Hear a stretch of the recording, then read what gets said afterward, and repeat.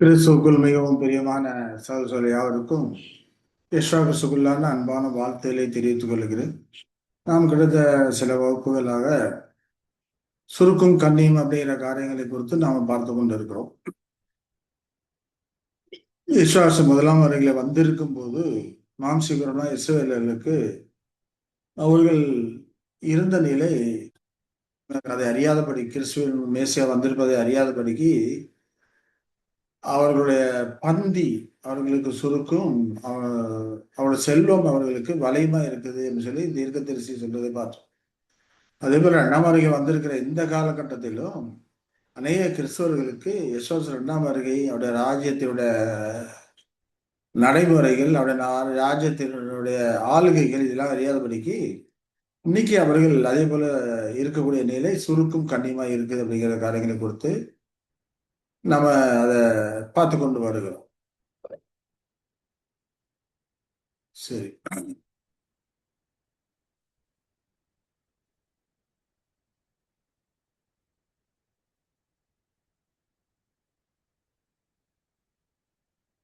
சரி.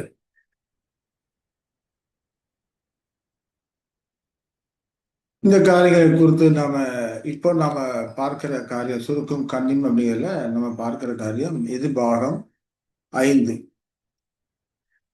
அதற்கான வேத வசனம் பார்த்தோம்னா சங்கீதம் 69ல 22, 23 அவர்களுடைய பந்தி அவர்களுக்கு கண்ணியும் அவர்களுடைய செல்வம் அவர்களுக்கு வளைமா இருக்க கடவுது, அவர்களுடைய கண்கள் காணாதபடி அந்தகாரப்பட கடவுது அப்படின்னு சொல்லப்படுகிறது நம்ம பார்க்கணும். அப்போ அதேதான் அப்ப சொன்னாங்க பவுல் ரோமர் 11ல 9, 10 சொல்றாரு. 11ல 9, 10 ரோமர் 11ல 9, 10 என்ன சொல்றாருன்னா, அவர்களுடைய பந்தி அவர்களுக்கு சுருக்கும் கண்ணியும் இடதுக்கான கல்லும் பதிலுக்கு பதிலளித்தலும் கடவுது, காணாதபடிக்கு அவர்கள் கண்கள் அந்தகாரப்பட கடவுது அப்படின்னு சொல்லிட்டு என்று தாவீதும் சொல்லி இருக்கிறான் அப்படின்னு சொல்லிட்டு அந்த காரியங்களை குறித்து வியாக்கியானம் பண்றாரு, விளக்குகிறார் அப்படிங்கிறத பார்க்கிறோம். பந்தி அப்படிங்கிறது என்ன அப்படின்னு பார்த்தோம்னா,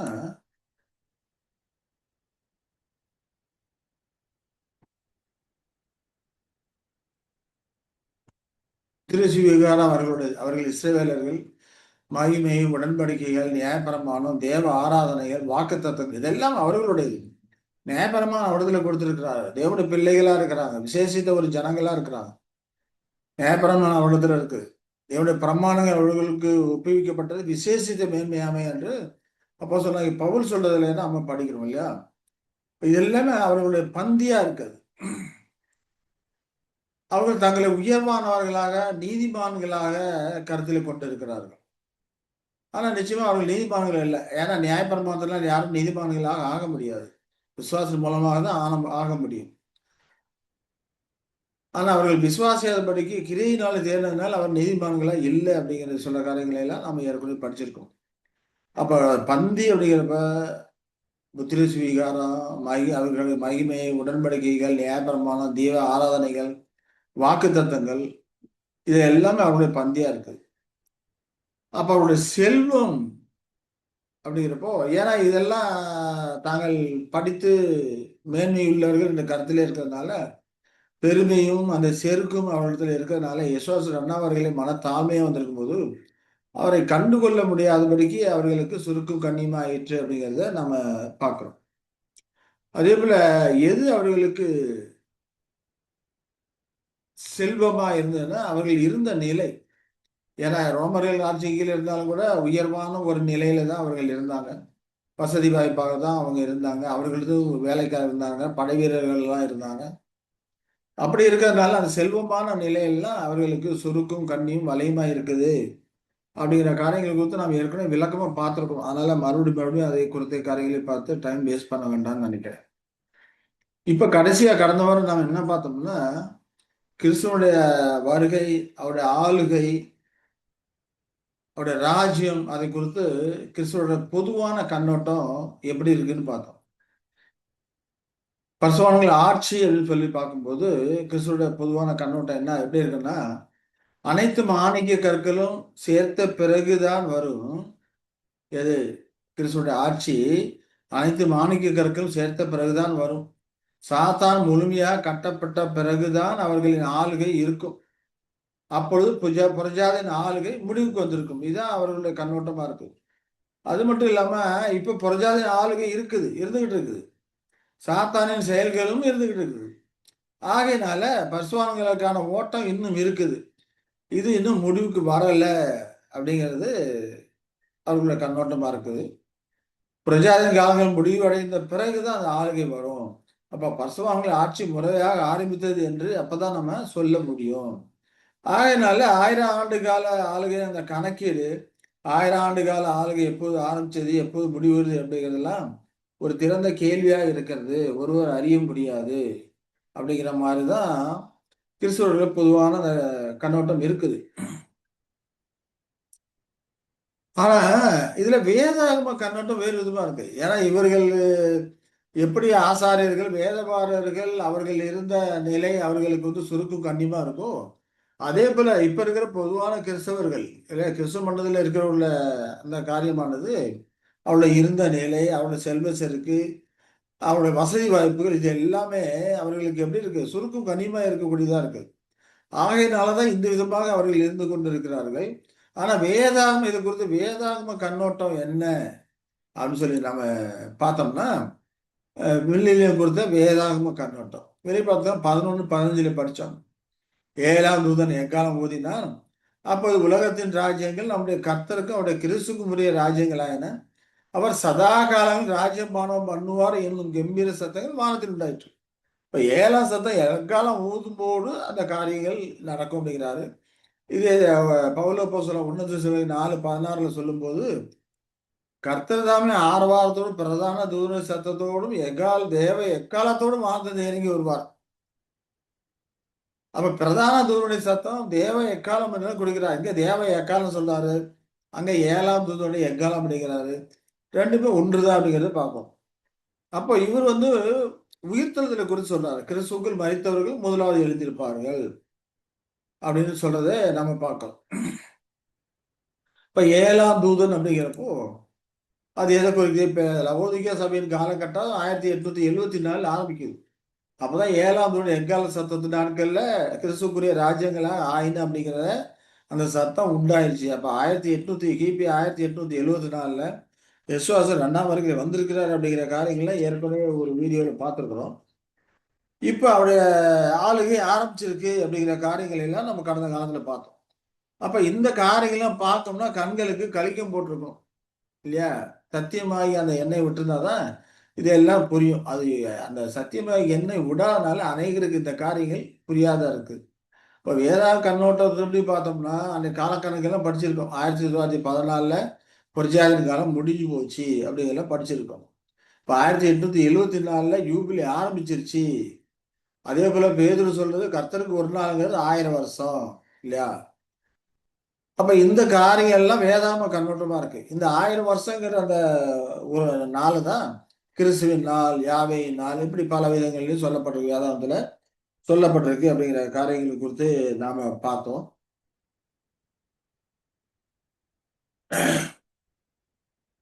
சரி.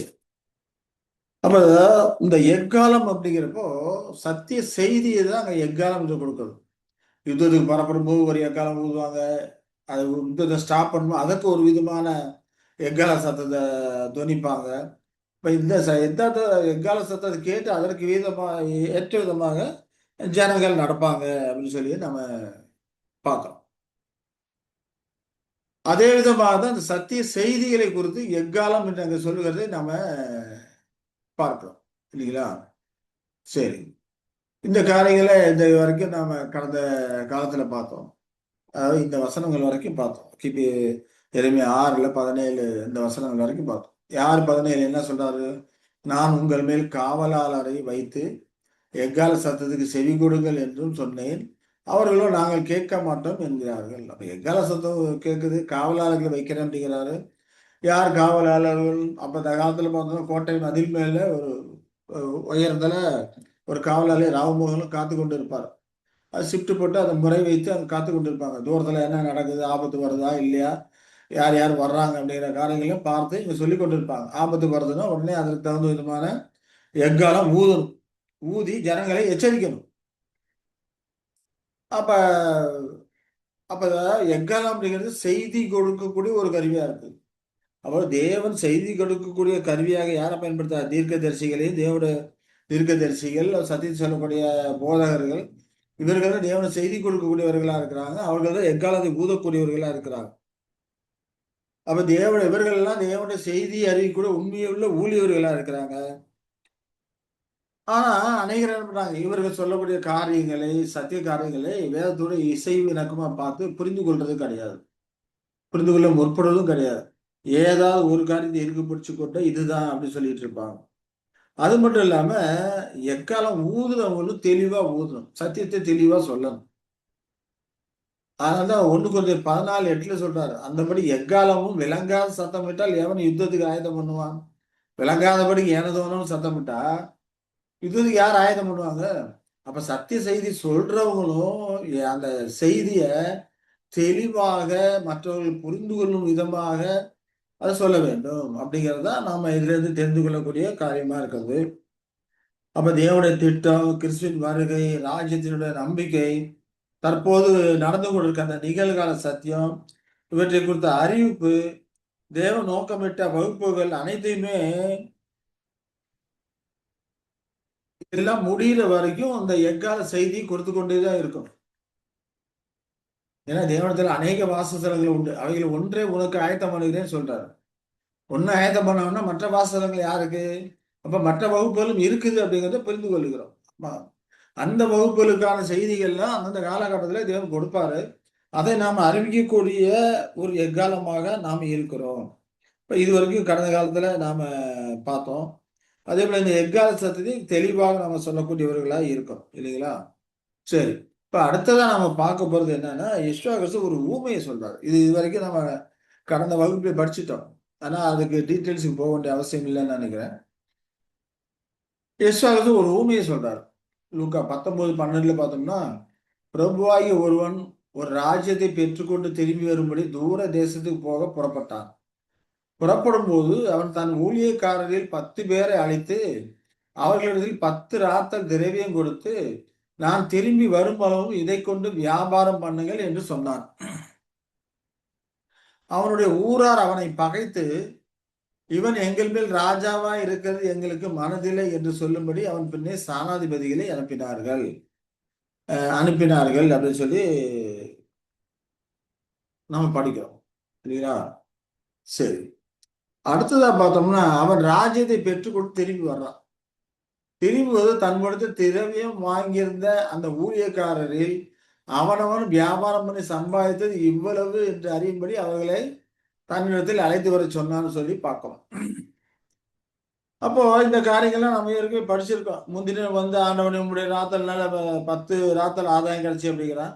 உடனே எஜமான் என்ன சொல்ற? நல்லது உத்தம் உண்மையான ஊழியக்காரனு, நீ கொஞ்சத்தில் உண்மை இல்லவனா இருந்தா 10 பட்டணங்களுக்கு அதிகாரி ஆயிரு அப்படிங்கிறார். 2வது ஊழியக்காரன் வர்றான். ஆண்டவனே உம்முடைய ராத்தலினால 5 ராத்தல் ஆதாயம் கிடைத்தது அப்படின்னா, அவனை நோக்கி நீயும் 5 பட்டணங்களுக்கு அதிகாரி ஆயிரு அப்படிங்கிறாரு. வேறொருத்தன் வர்றான். அவன் இதோ உம்முடைய ராத்தல் வாங்கி கொள்ளுங்க, இதை ஒரு சீலையில வைத்து வைத்து வைத்திருந்த, நீர் வைக்காததை எடுக்கிறவர், விதைக்காததை அறுக்கிறவர், கடினமுள்ள மனுஷன் என்று அறிந்து உமக்கு பயந்திருந்தேன் அப்படிங்கிறான். அதற்கு அவர் என்ன சொல்றாரு? அந்த பிரபு, பொல்லாத ஊழியக்காரனே, உன் வாய்ச்சொல்லை கொண்டே உன்னை நியாயந்திருக்கிறேன் அப்படிங்கிறார். நான் வைக்காத எடுக்கிறவனும் விதைக்காத அறுக்கிறவனும் கடினமுள்ள மனுஷன் என்று அறிஞ்சியே, பின்ன ஏன் என் திரவியத்தை காசு கடையில் வைக்கவில்லை?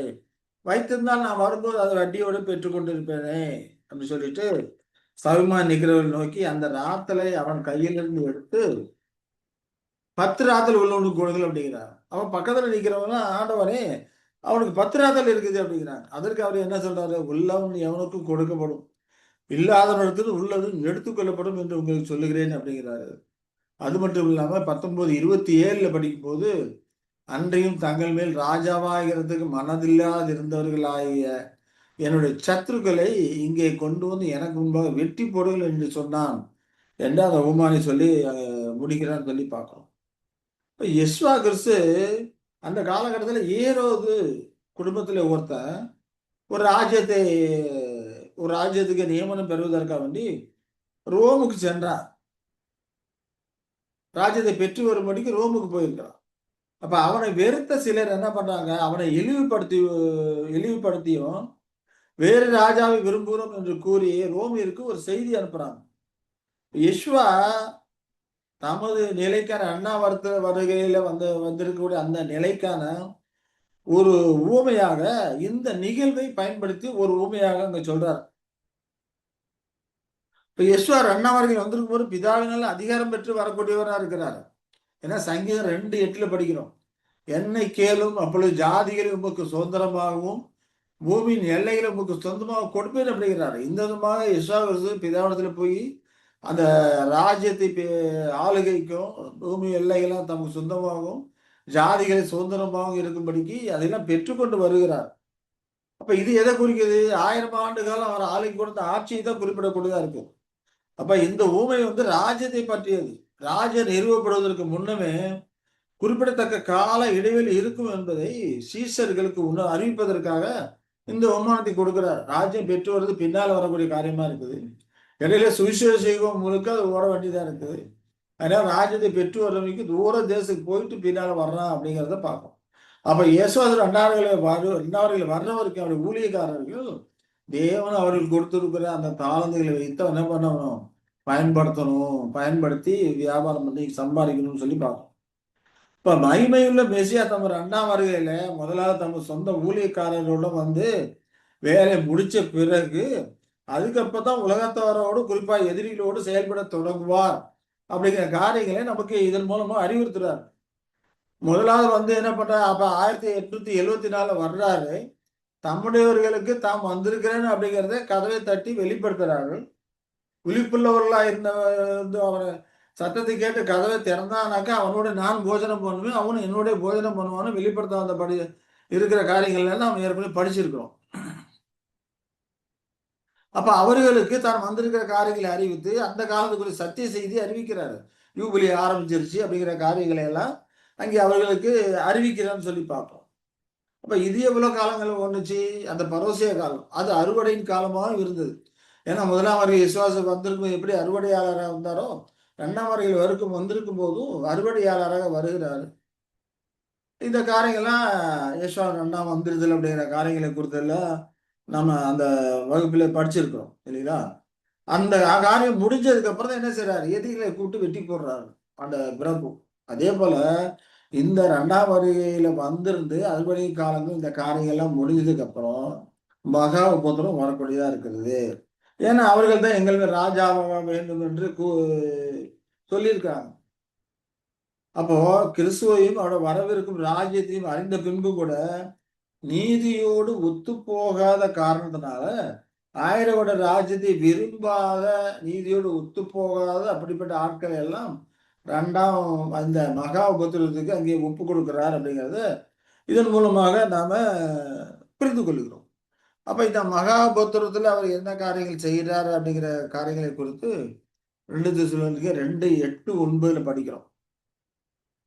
அவர் எப்படி அழிக்கிறார், துன்மார்க்கமான காரியம் எப்படி அழிக்கிறாரு? வாயின் சுவாசத்தினாலே அழித்து இல்லையா?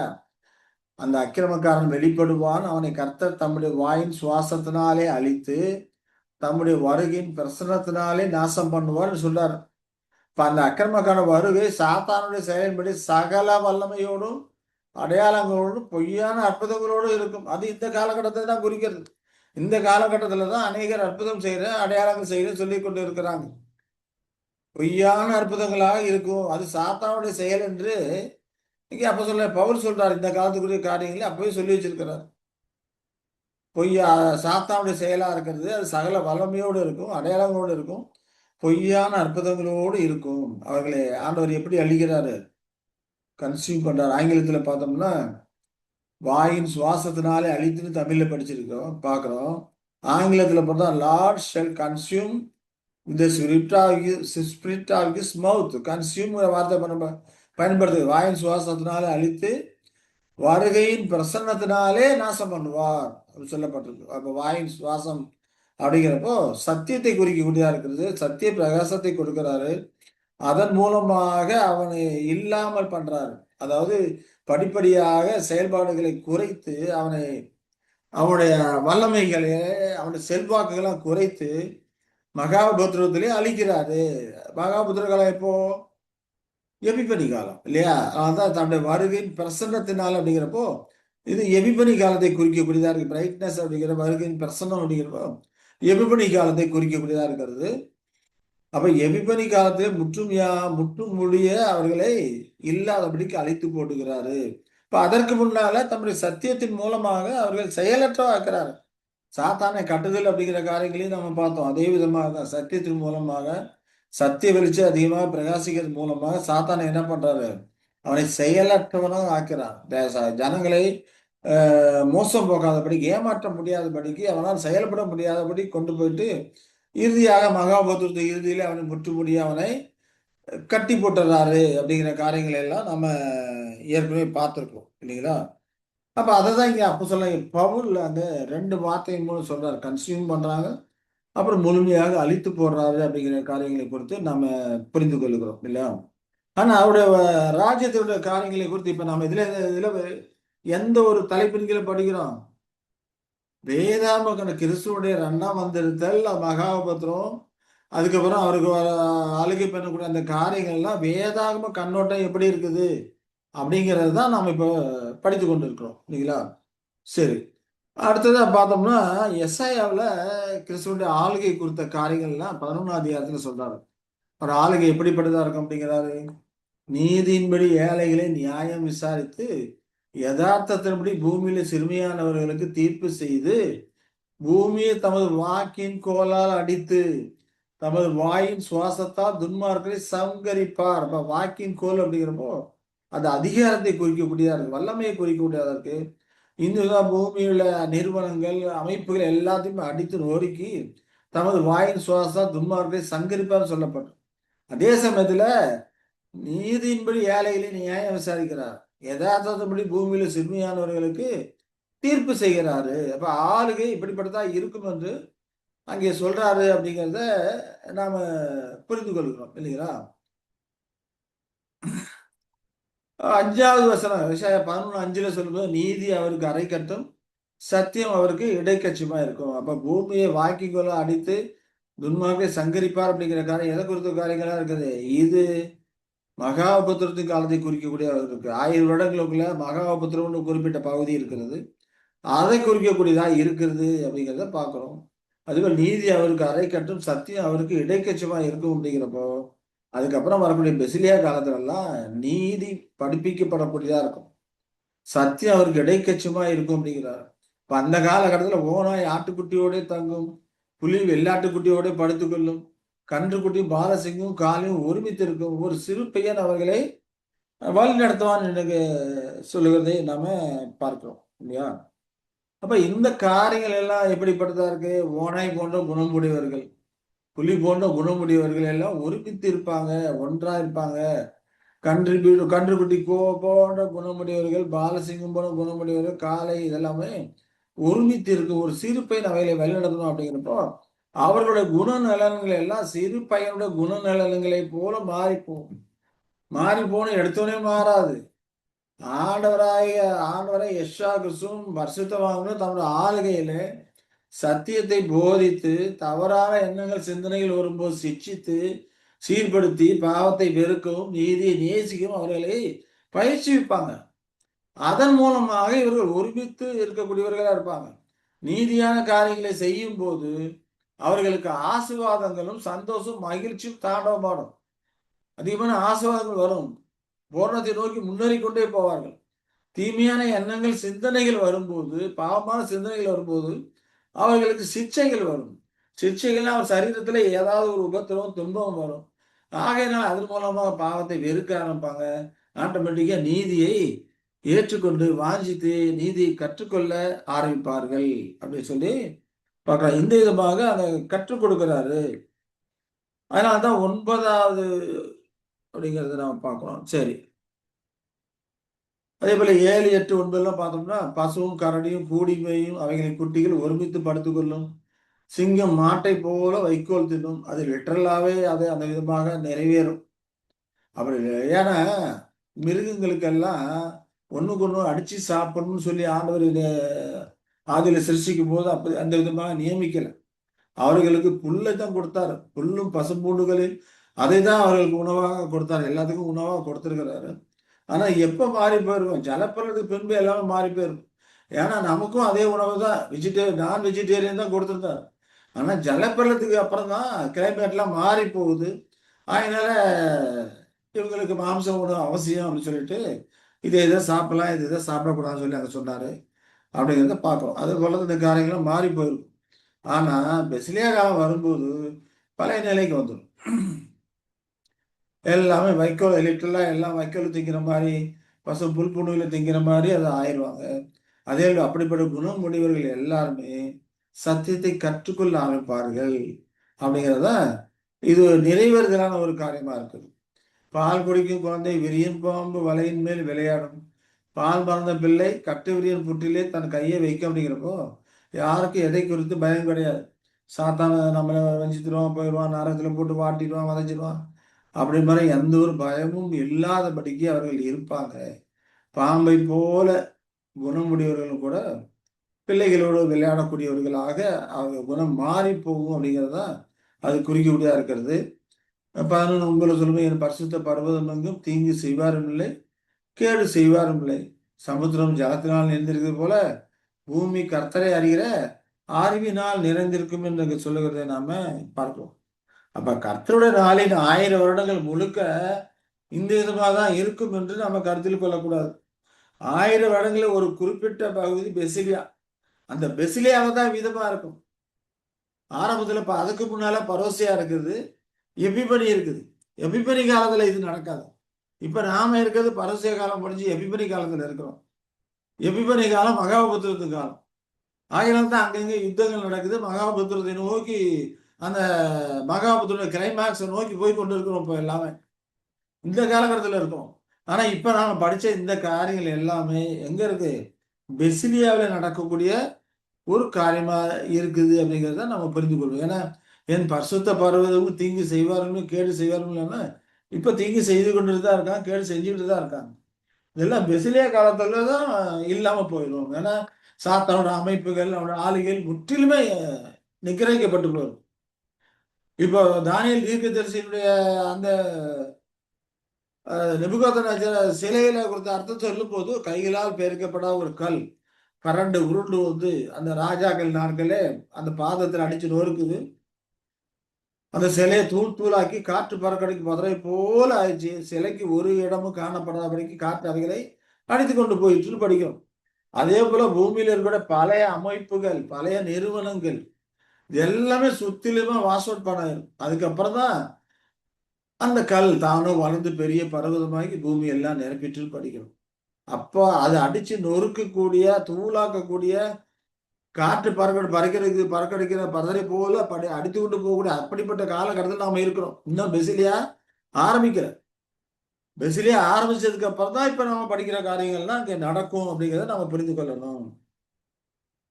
இப்படி சத்துருக்களை பாரதி போடும் வரைக்கும் அவர் ஆளுகை செய்யணும்னு சொல்லி அந்த சொல்றதை நம்ம பார்த்தோம். சங்கீதம் 110 1 2 படிக்கும் போது கர்த்தரின் ஆண்டவரை நோக்கி, நான் உம்முடைய சத்துருக்களை உமக்கு பாதபடியாக்கி போடும் வரைக்கும் நீர் என்னுடைய வலது பார்சல் உட்காரும் என்றார். கர்த்தர் சியோனில் இருந்து உமது வல்லமையின் செங்கோலை அனுப்புவார். நீர் உம்முடைய சத்துருக்களின் நடுவே ஆளுகை செய்யும் சொல்றாரு. அப்ப சத்துருக்கள் நடுவே ஆளுகை செய்யணும். இப்ப சத்துருக்கள் இருந்து கொண்டுதான் இருக்கிறாங்க. கிறிஸ்துவானவர் ஆளுகை செய்து கொண்டு தம்முடைய வாயின் சுவாசத்தினால் அவர்களை அழித்து வருகையின் பிரசத்தினால் நிர்மூலமாக்கி கொண்டுதான் இருக்கிறாரு அப்படிங்கிறத நம்ம புரிந்து கொள்ளணும். வாயின் சுவாசம் சத்தியமானது அடித்து நொறுக்கி கொண்டு இருக்கிறது.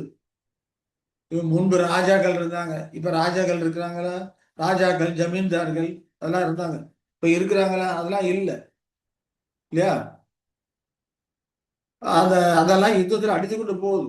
இப்ப ஜனநாயகம் இருக்கு, கம்யூனிஸ்ட் சில காரியங்கள் இருக்கு, சோசியலிசம் இந்த மாதிரி தான் இருந்துகிட்டு இருக்கு. இதுவும் இல்லாம போயிருக்கு. ஏன்னா இதுவும் சாத்தான அமைப்புகள் தான். ஆனா இதுவும் இல்லாம சுத்தமா வாஷ் அவுட் ஆகும். அந்த காலத்தை நோக்கிதான் இங்க போய் கொண்டு இருக்குது. இப்ப நாம இருக்கிறது மகாபுத்திரத்து காலத்துல உலக ராஜ்யங்கள் துன்மார்க்கம் அடித்து நொறுக்கி கொண்டு இருக்கக்கூடிய காலத்துல நாம இருக்கிறோம். அப்ப யெஷாயாவோட ஆளுகை வந்தாதானே இதெல்லாம் செய்ய முடியும்.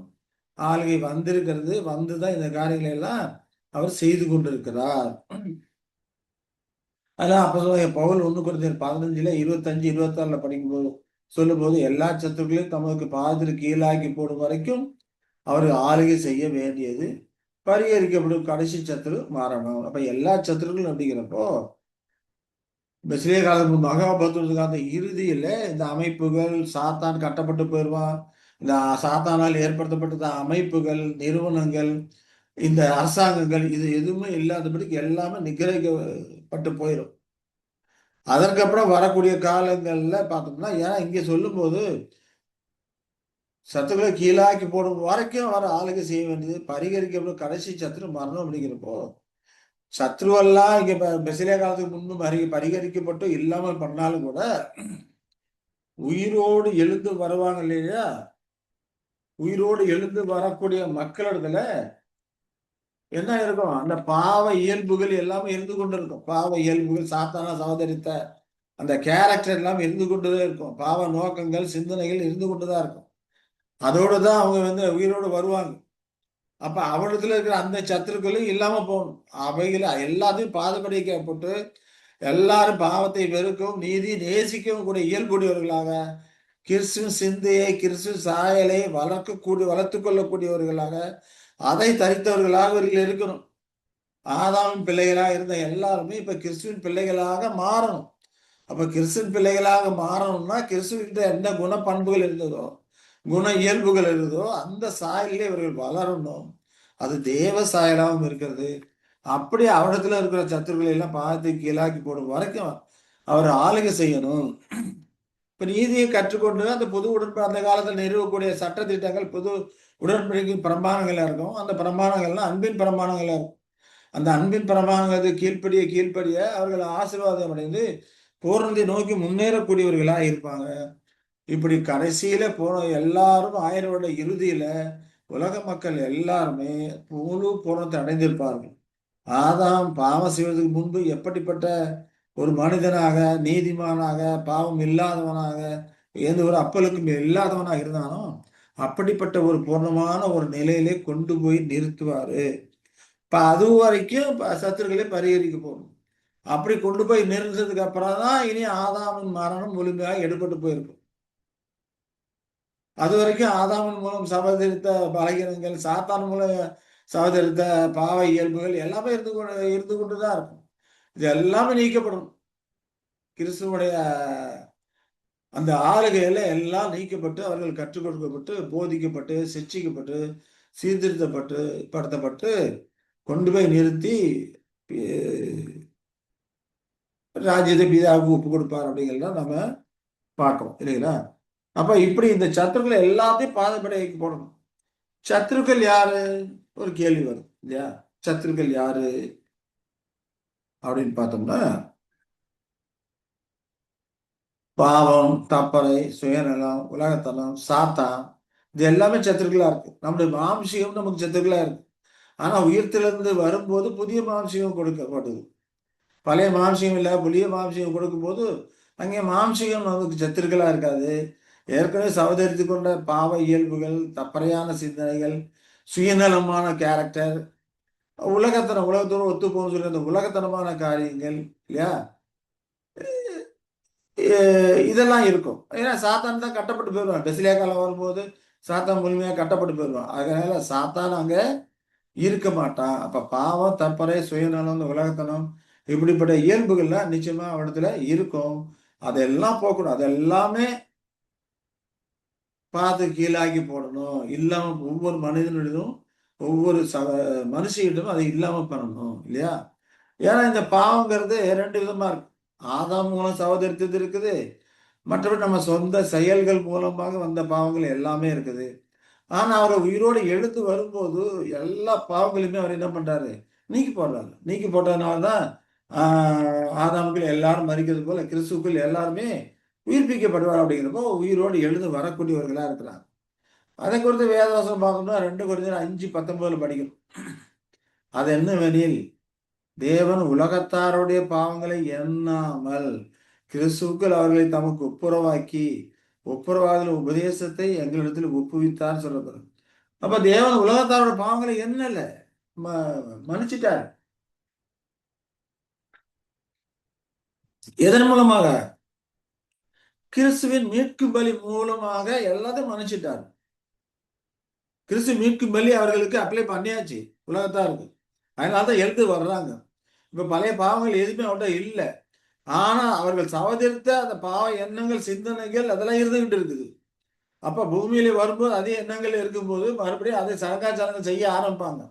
அதெல்லாம் செய்ய இயலாதபடிக்கு அவர்கள் தடுக்கணும். அப்ப அவடத்துல உள்ள அந்த பாவ இயல்புகள்லாம் சத்துக்களா இருக்கும். பாவம், தப்பறை, சுயநலம், உலகத்தனம், இப்படிப்பட்ட இயல்புகள்லாம் சத்துருக்களா இருக்கும்.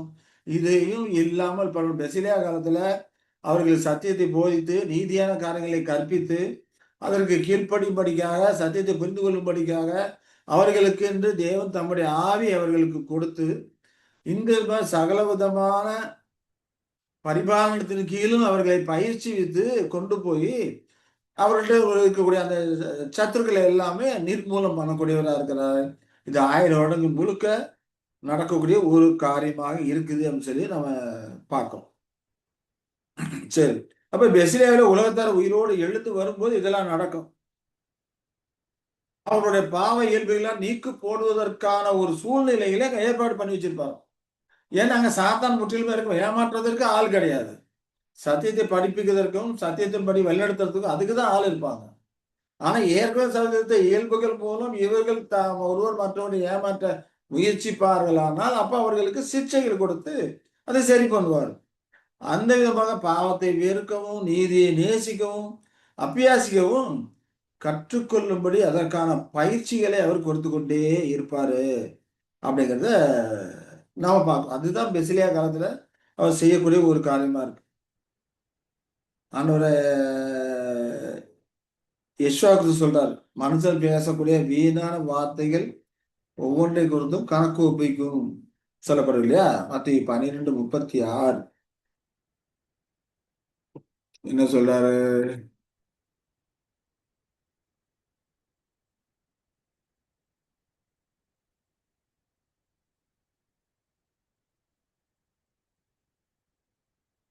மனுஷர் பேசும் வீணான வார்த்தைகள் யாவையும் குறித்து நியாய தீர்ப்பினாலே கணக்கு ஒப்புவிக்க வேண்டும் என்று உங்களுக்கு சொல்லுகிறேன் அப்படிங்கிறார். மனுஷர் பேசும் வீணான வார்த்தைகள் இல்லையா? ஏன்னா உலகத்தோட பாவங்களை எல்லாத்தையும் மன்னிச்சுட்டாரு. இது எதை குறித்து சொல்லுன்னா, பெசிலியா காலத்துல யாரும் வீணான வார்த்தைகளை பேச முடியாது. வீணான ஏன்னா வம்பு வீண் வார்த்தைகள் இதெல்லாம் பேசிட்டு இருக்க முடியாது. ஏன்னா பெசிலியா காலத்துல எல்லாமே சாதகமா இருக்கிறதுனால. ஏன்னா ஒரு ஒரு காலத்துல பார்த்தோம்னா இஸ்ரேல் ஜனங்களும் அப்படி இருந்து எல்லாமே சாதகமா இருந்தது. சாப்பிட்றதுக்கு தண்ணி இருக்குது, சாப்பிட்றதுக்கு மண்ணா வந்துடுது, குடிக்கிறதுக்கு தண்ணி வந்துடுது. ஆகையினா ஒரு இடத்துல ஓய்ந்து டென்ட் போட்டு இருக்கும்போது, ஒரு இடத்துல அமர்ந்து இருக்கும்போது, இளைப்பாரி கொண்டு இருக்கும்போது அவங்க என்ன பண்றாங்க? புசித்து குடித்து உட்கார்ந்து விளையாட ஆரம்பித்தார்கள் என்று எழுதியிருக்கிறபடி அவர்கள் சில விக்கிரகனை ஆகாதிரிகள் அப்படிங்கிறார் இல்லையா? அதே போல பெசிலியா காலத்துல எல்லாம் சாதகமான சூழ்நிலையில் இருக்கும்போது அந்த மாதிரியான காரியங்களை இங்க செய்ய முடியாது. ஏன்னா கிறிஸ்துவோட மேற்பார்வையில இருக்கிறாங்க. ஏன்னா சாத்தான் இங்க இருக்க மாட்டான், கட்டி போடாச்சு. மனுஷன் வீணான வார்த்தைகள் பேசாதபடிக்கு சத்தியத்தை குறித்த காரியங்களும் தேவனை குறித்த காரியங்களும் அதை சிந்திப்பதிலும் தியானிப்பதிலும் அப்படி இருக்கணும். ஏன்னா இஸ்ரவேல் ஜனங்கள் அப்படி இல்லாததுனால அவர்கள் அநேகர் மறிச்சு போனாங்க அந்த காலகட்டத்துல அப்படிங்கிற சொல்லி நம்ம படிக்கிறோம். ஆனா இங்க பெசிலியா காலத்திலயும் அதே போல ஒரு சூழ்நிலைகள் இல்லையா? உண்ண உண்ண உண்ண உடுக்க இருக்க எந்த ஒரு குறைபாடும் கிறிஸ்துவின் ராஜ்யத்துல இருக்காது. இப்ப இந்த காலகட்டத்தில் பார்த்தோம், அநேகர் பிச்சைக்காரர்கள் இருக்கிறாங்க, தரித்திரர்களா இருக்கிறாங்க, அப்பெல்லாம் இருந்து கொண்டு இருக்கிறாங்க பார்த்தோம். ஆனா அந்த காலகட்டத்தில் அப்படி இருக்காது. எல்லாரும் சமநிலையில தான் ட்ரீட் பண்ணக்கூடியவர்களா இருப்பாங்க. எல்லாரும் நீதியை செய்வதற்கு சாதகமான ஒரு சூழ்நிலை. அந்த சூழ்நிலை யாராவது பாவத்தை குறித்து யோசிப்பார்களானால், விரும்புவார்களானால், அப்ப அவர்களுக்கு என்ன பண்ணும்? சிக்ஷைகள் வரும். அப்ப வீணான வார்த்தைகள் பேச முடியாது. பேசணும்னு நினைச்சாங்கன்னா அதுக்கு கணக்கு ஒப்பிக்கணும். யாருக்கு விரோதமா வீணான வார்த்தைகளை பேசணும்னு சொல்லி தாங்கள் நினைத்தார்களோ அவரிடத்துல போய் பாவ அறிக்கைட்டு மன்னிப்பு கேட்கணும். மன்னிப்பு கேட்டாதான் அந்த பாவம் மன்னிக்கப்படும். அப்படி இல்லைன்னா அவர்களுக்கு சரீரத்துல ஏதோ ஒரு விதத்துல உபத்திரமோ துன்பமோ வரும். இதெல்லாம் பெசிலியா காலத்தில் நடக்கக்கூடிய ஒரு காரியமாக இருக்குது அப்படிங்கிறத நம்ம புரிந்து கொள்ளுகிறோம். உதாரணத்துக்கு பார்த்தோம்னா எரோபெயாம் தூபம் காட்ட பலிபீட தண்டையில நின்றான் அப்படின்னு சொல்லி நம்ம பார்க்கணும் இல்லையா? ஒரு தீர்க்கதரிசி வந்து எரோபெயன்ட்ட சொல்றாரு, நீ இந்த மாதிரி செய்யறதுனால பலிபடை வெடித்து சிதறி போகும் அப்படிங்கிற மாதிரி சொல்றாரு. ஏரோபியாம் 13ல அந்த காரியங்களை எல்லாம் நம்ம படிக்கிறோம்.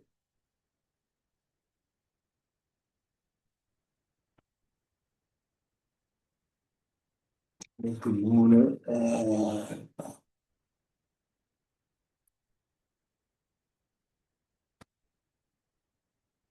எரியவே தூபம் காட்டுற விக்கிரத்துக்கு தூபம் காட்டுறதா நிக்கிறாங்க. அப்போ ஒரு தீர்க்கதரிசி சொல்றாரு, தீர்க்கதரிசி வந்து இந்த மாதிரி நீ விக்கிரகம் பண்ணி செய்யறதுனால அவர் வந்து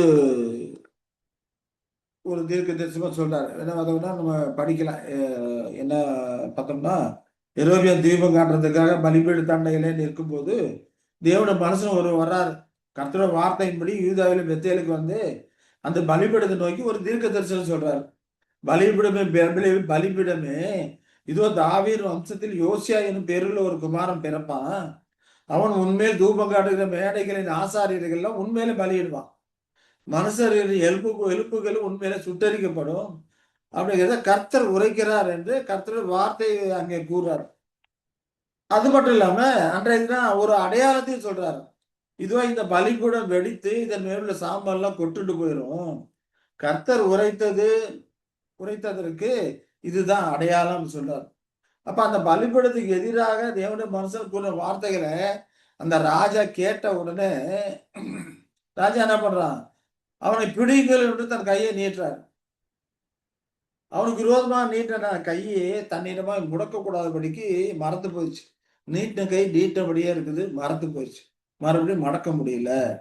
இப்ப இங்க பார்த்தோம்னா ராஜா தீங்கு செய்ய நினைச்சான். ஆனா அவனால தீங்கு செய்ய முடியல. கை என்ன பண்ணுது? ஒரு மரத்து போச்சு. நீட்டபடியா இருக்குது. இப்ப அவன் என்ன பண்றான்? அந்த தேவனுடைய மனுஷன் குறித்திருந்த அந்த வார்த்தையின்படியே அந்த பலிப்பீடம் வெடிச்சு சாம்பல் கொட்டி போயிட்டு ராஜாவுக்கு கை முடக்க முடியாதபடி நீட்டபடியே இருக்குது. இப்ப ராஜா என்ன பண்றான்? தேவனுடைய மனுஷன் ராஜா என்ன பண்றான்? தேவனுடைய மனுஷனை நோக்கி ராஜா தேவனுடைய மனுஷனுக்கு பிரதி திரும்ப என்ன சொல்றான்? நீ உன் தேவனாய கர்த்தருடைய சமூகத்தை நோக்கி எனக்காக வேண்டிக் கொண்டு என் கை முன்போல் இருக்கும்னு எனக்காக விண்ணப்பம் பண்ண வேண்டும் அப்படிங்கிறான். ராஜா இன்னும் அவனுக்கு தீங்கு செய்யல. தீர்க்கதரிசிக்கு தீங்கு செய்யல. தீங்கு செய்ய நினைத்தான், கையை நீட்டினான். பிடிங்க சொல்லி கையை நீட்டினான், மறுத்து போச்சு. இப்ப இந்த நிகழ்வுல இந்த ராஜா என்ன பண்ணணும்? தவறை உணர்ந்து உன் தேவனாய கர்த்தத்தை எனக்காக வேண்டிக் கொள்ளு அப்படின்னு சொல்லி ஜெபம் பண்ண சொல்லி அங்க சொல்றாரு அப்படின்னு சொல்லி நம்ம பார்க்கணும். அப்போ தேவனுடைய மனுஷன் என்ன பண்றாரு? கர்த்தர் சமூகத்தை நோக்கி வருந்தி விண்ணப்பம் பண்ணினான்னு இருக்கணும் இல்லையா? கர்த்தருடைய சமூகத்தை நோக்கி வருந்தி விண்ணப்பம் செய்தான் என்று அங்க இருக்கிறதை நம்ம பார்க்கிறோம் இல்லையா? இப்ப இது போல நிகழ்வுகள் தான் அங்க நடக்கும். ஒருவன் தப்பு செய்தா பிறனுக்கு விரோதமாக தீங்கு செய்ய நினைத்தா சரீரத்துல ஏதோ உதிரம் வரும்.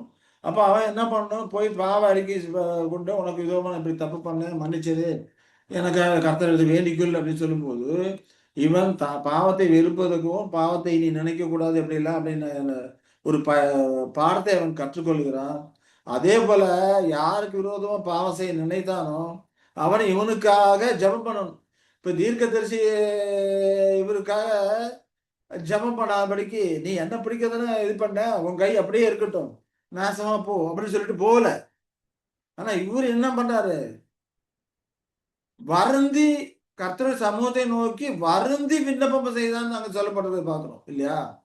அப்ப இவர்கிட்ட என்ன வளருது? சத்துருக்களை சிநேகிக்கக்கூடிய ஒரு பண்பு இங்க டெவலப் ஆகுது.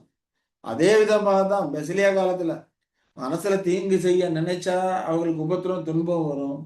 பாவ அறிக்கை பண்ணணும். யாருக்கு விரோதமா பாவம் செய்ய நினைத்தாங்களோ அவங்களுக்காக ஜெபம் பண்ணணும். அப்படி ஜெபம் பண்ணும்போது இவர்களுக்கு சத்துருக்களை சிநேகிக்கக்கூடிய ஒரு அன்பு வளரும். இவர்களோட நீதியை நேசிக்கவும் பாவத்தை வெறுப்பதற்குடைய அந்த ஒரு மனநிலை அவங்க வர ஆரம்பிக்கும். இந்த விதமாகத்தான் அங்கே பயிற்சி கொடுக்கப்படும்.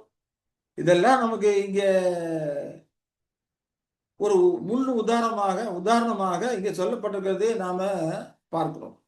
அதே போல யெஷுவா இந்த காலத்தை குறித்த காரியங்களை அநேக காரியங்களை சொல்றார். இஸ்வாசு சொல்லும்போது மத்திய 5:20 சொல்றார், வேத பாரகர் பரிசேயர் என்பவருடைய நீதியிலும் உங்கள் நீதி அதிகமாக இராவிட்டால் பரலோக ராஜ்யத்தில் பிரவேசிக்க மாட்டீர்கள் உங்களுக்கு சொல்லுகிறேன் அப்படிங்கிறார். அப்ப யெஷுவாவின் போதனை இங்க என்ன சொல்றாரு? வேத பாரகர்கள் அவருடைய நீதியில எப்படி இருக்கு? வெளிப்புற மத சடங்குகள், சடங்காச்சாரங்கள், இந்த விதமாக தான் வேத பாரகர்களுடைய நீதியெல்லாம் இருக்குது. சட்டத்தின்படி எழுத்தின்படி நடப்பது, இந்த விதமான காரியங்கள் செய்வது மட்டும் போதாது. ஆனா தேவன் என்ன எதிர்பார்க்கிறார்? உண்மையான இருதய நீதியை எதிர்பார்க்கிறார். அன்பின் ஆவியை எதிர்பார்க்கிறார்.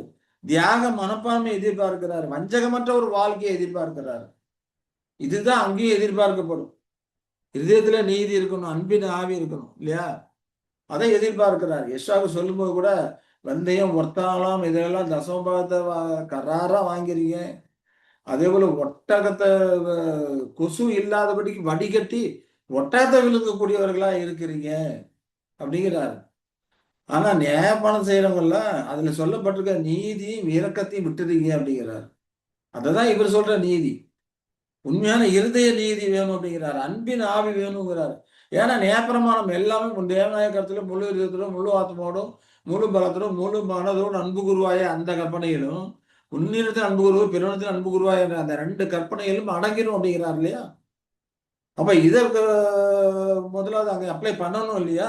அதை தான் யெஷுவா அங்க அப்ளை பண்ணாரு. விபச்சார ஸ்திரியை கண்டுபிடிக்கிறாங்க, கையுமையுமா கண்டுபிடிச்சோம், கல்லால் அடிக்கிறோம், நீங்க என்ன சொல்றீங்கன்னு கேட்கிறாங்க இல்லையா? எவ்வளவு கிரிட்டிக்கலான ஒரு காரியம் பாருங்க. நேர்பணத்தில் சொல்லப்பட்டிருக்கு, இப்படிப்பட்ட ஆட்களை கல்லால் அடிச்சு கொள்ளணும்னு சொல்லப்பட்டிருக்கு. நேர்பணம் பண்ணி நாங்க கல்லால் அடிக்க போறோம், நீங்க என்ன சொல்றீங்க அப்படின்னு சொல்லி கேட்கிறாங்க. இப்ப அவர் என்ன பண்றாரு? உங்களில் பாவம் இல்லாதவன் முதல் கல்ல போடு அப்படிங்கிறாரு. இப்ப எல்லாருமே, ஏன்னா அவங்கள்ட்ட இப்ப எல்லாத்துக்குமே பாவம் இருக்கு, இருதயத்துல குத்தப்பட்டு எல்லாருமே திரும்பி போயிடுறாரு. யெஷுவா பாவம் இல்லாதவர் தானே, அவர் கல்லால் அடிச்சு கொல்லணும் இல்ல, நியாயப்பிரமாணத்தை நிறைவேற்றுனான்னு சொல்றோம்ல, ஏன் அந்த இடத்துல கல்லால் அடிச்சு கொல்லல? அந்த இடத்துல இரக்கத்தை காண்பிக்கிறார். அந்த சிறு இடத்துல இரக்கத்தை காண்பிக்கிறார். நானும் உன்னை ஆக்கினை தீர்ப்புக்கு உட்படுத்துறது, ஏன்னா இவர் பாவம் இல்லாதவர். அந்த இடத்துல நியாயப்பிரமாணம் சொல்லப்பட்டிருக்க இரக்கத்தையும் நீதியும் அங்க காண்பிக்கிறார். இந்த நீதி தான் வேணும் அப்படிங்கிறார். பரிசேயரோட நீதி எல்லாம் கல்லால் அடிச்சு கொல்லணும், நியாயப்பிரமாணம் அப்படி இருக்குது. ஆனா இவர் எதிர்பார்க்கிறது அன்பின் ஆவி, இரக்கத்தின் ஆவி, உண்மையான இறுதிய நீதியை எதிர்பார்க்கிறாரு, தியாக மனப்பான்மையை எதிர்பார்க்கிறார், வஞ்சகமற்ற வாழ்க்கையை எதிர்பார்க்கிறார். இதுதான் அவர்களுக்கு இப்ப சில காலத்துல கற்றுக் கொடுக்கப்படும். அப்ப பரிசேயர்கள் சட்டத்தோட வெளிப்புற அம்சங்களை பின்பற்றினாங்க. ஆனால் சீசர்களின் அந்த சட்டத்தில் உள்ள அந்த ஆவியையும் அது அன்பும் அர்ப்பணிப்பு நிறைந்த வாழ்க்கையை வெளிப்படுத்த வேண்டும். அதுதான் அவருடைய நீதி. இப்படி அவரோட நீதி பரிசுகளோட நீதியை காட்டிலும் மிஞ்சுவதாக இருக்கணும் அப்படிங்கிறத யெஷுவா சொல்லக்கூடிய ஒரு காரியமா இருக்கிறது. அதே போல 5ஆம் அதிகாரத்துல 21-48 வரைக்கும் படிச்சோம்னா, பூர்வத்துல இதெல்லாம் சொல்லப்பட்டிருக்குது. நான் உங்களுக்கு சொல்லுகிறேன், நான் உங்களுக்கு சொல்லுகிறேன்னு சொல்லி இந்த ரெண்டுக்குள்ள வித்தியாசத்தை அங்க காமிச்சிட்டே இருப்பார். இந்த பெசிலியா காலத்துல நடக்கிற காரியங்கள்ல எதையெல்லாம் படிச்சுக்கணும் அப்படிங்கிற அந்த வித்தியாசம் காமிச்சுக்கிட்டே வருவார் அப்படிங்கிறத பார்க்கலாம் இல்லையா? சரி, அதை குறித்த காரியங்களை வேணா நம்ம பார்க்கலாம். வசனங்களை பார்த்தோம்னா நமக்கு கொஞ்சம் புரியும். 5ல